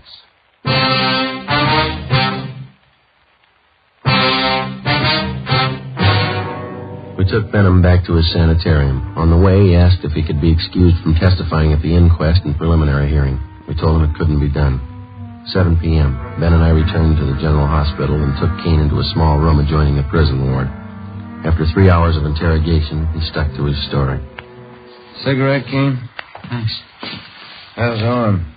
All right. Hurts a little now. When you guys going home? When we get a straight story. I've been telling you all I know. Yeah, you've been telling us the same story for 2 days, but it doesn't hold water.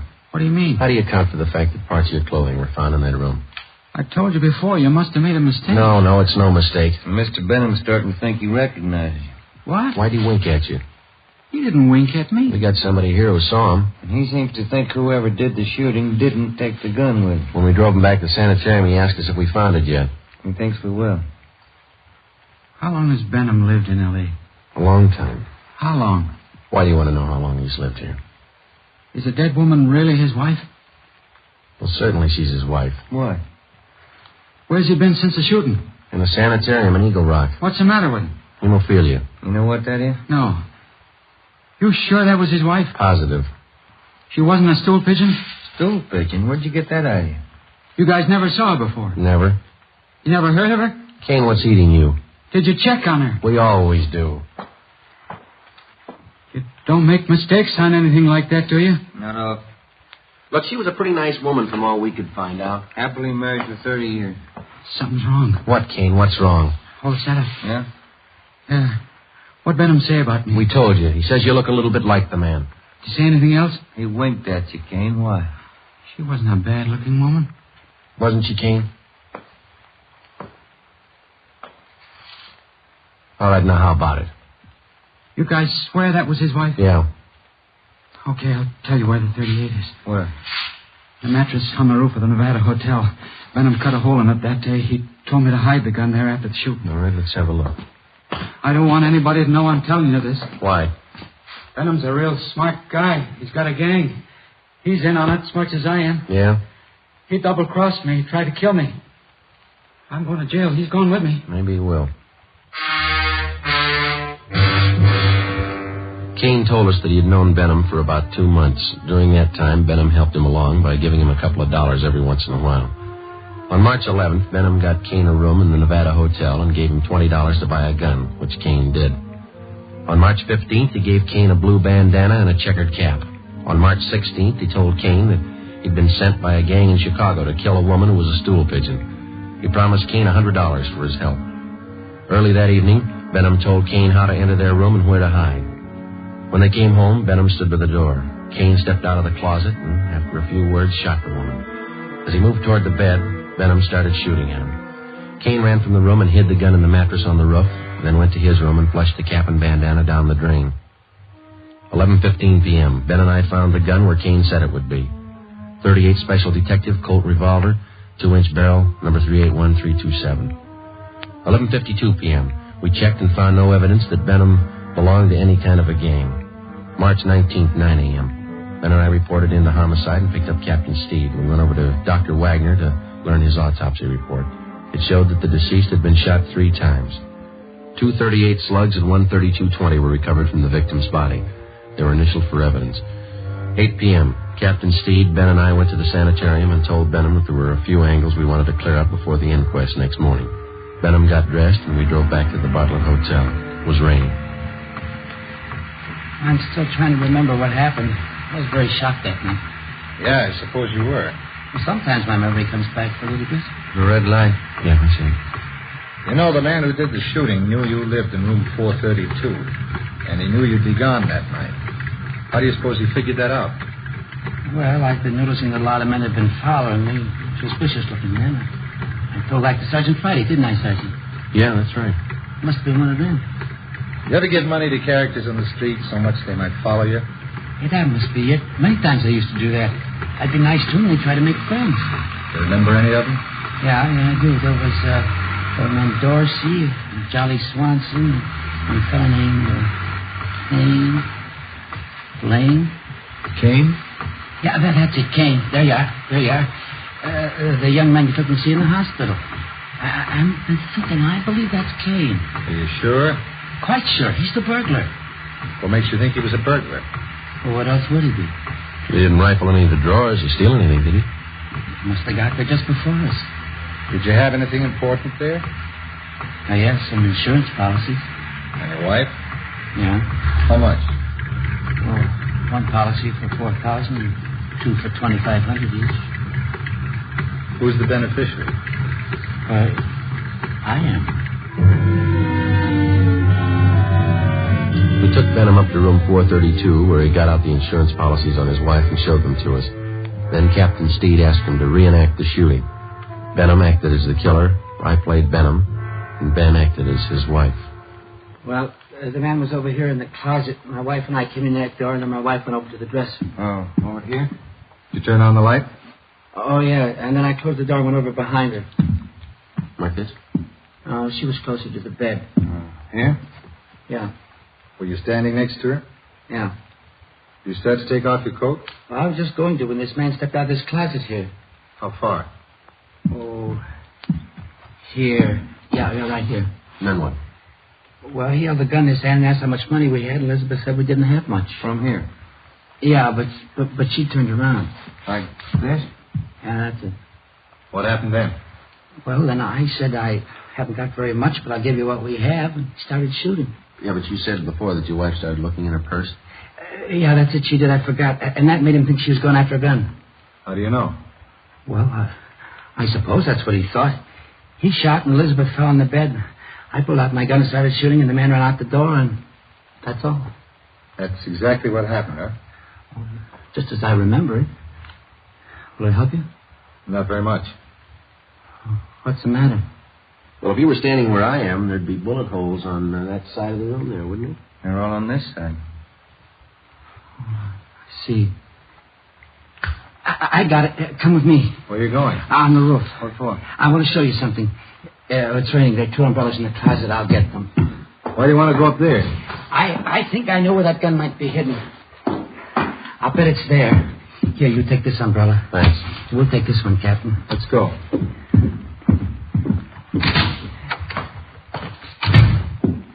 I'll bet it's up there. We'll find it.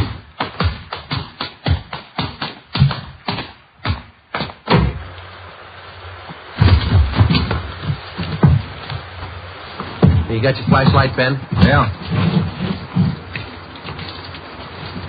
Should be around here somewhere. What? The mattress. My wife used to take sunbaths on it. Where would it be? Well, just about here. I don't see any. Sure it's up here? I bet it's on the next roof. Didn't you say Kane lived in that hotel? He probably moved it. Flash your light over there behind that elevator shaft. There? Yeah, there. You see it? We have to climb over this parapet to get on the other roof. Watch it, Cap. It's pretty slippery. Okay. Yeah, it is slippery.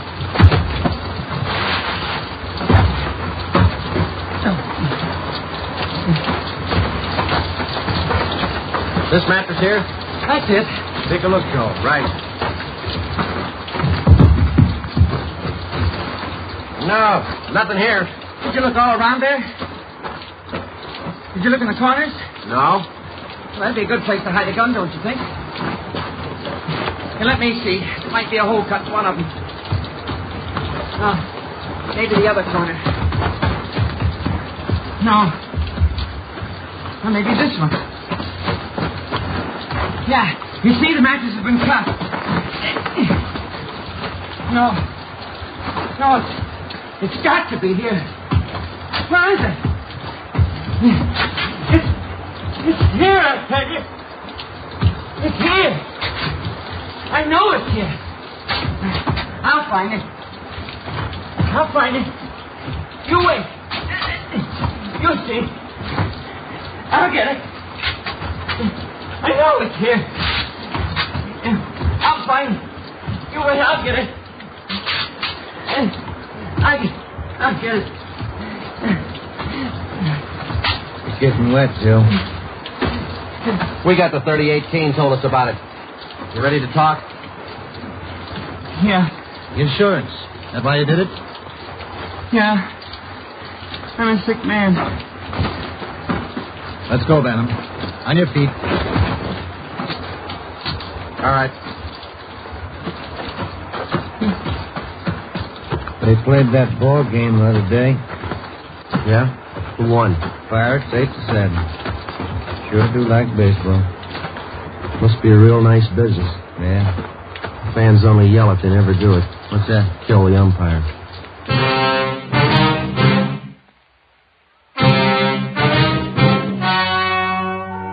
The story you have just heard was true. Only the names were changed to protect the innocent. On July 2nd, trial was held in Superior Court, Department 89, City and County of Los Angeles, State of California. In a moment, the results of that trial. It's amazing how many long cigarette smokers are changing to extra mild Fatima. Here is the actual report. From coast to coast, extra mild Fatima has more than doubled its smokers. Yes, more and more smokers every day are discovering that Fatima is the king-size cigarette that is extra mild. Extra mild because it contains the finest Turkish and domestic tobaccos superbly blended to make it extra mild, to give it a much different, much better flavor and aroma. Enjoy extra mild Fatima yourself. Best of all long cigarettes. It's wise to smoke extra mild Fatima. It's wise to smoke extra mild Fatima.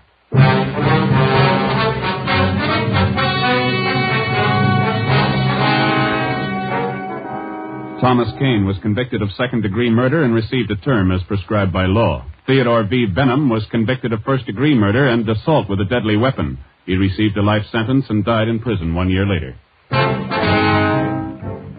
You have just heard Dragnet, a series of authentic cases from official files. Technical advice for Dragnet comes from the Office of Chief of Police W.A. Wharton, Los Angeles Police Department. Fatima Cigarettes, best of all long cigarettes, has brought you Dragnet, transcribed from Los Angeles. This is NBC, the national broadcasting company.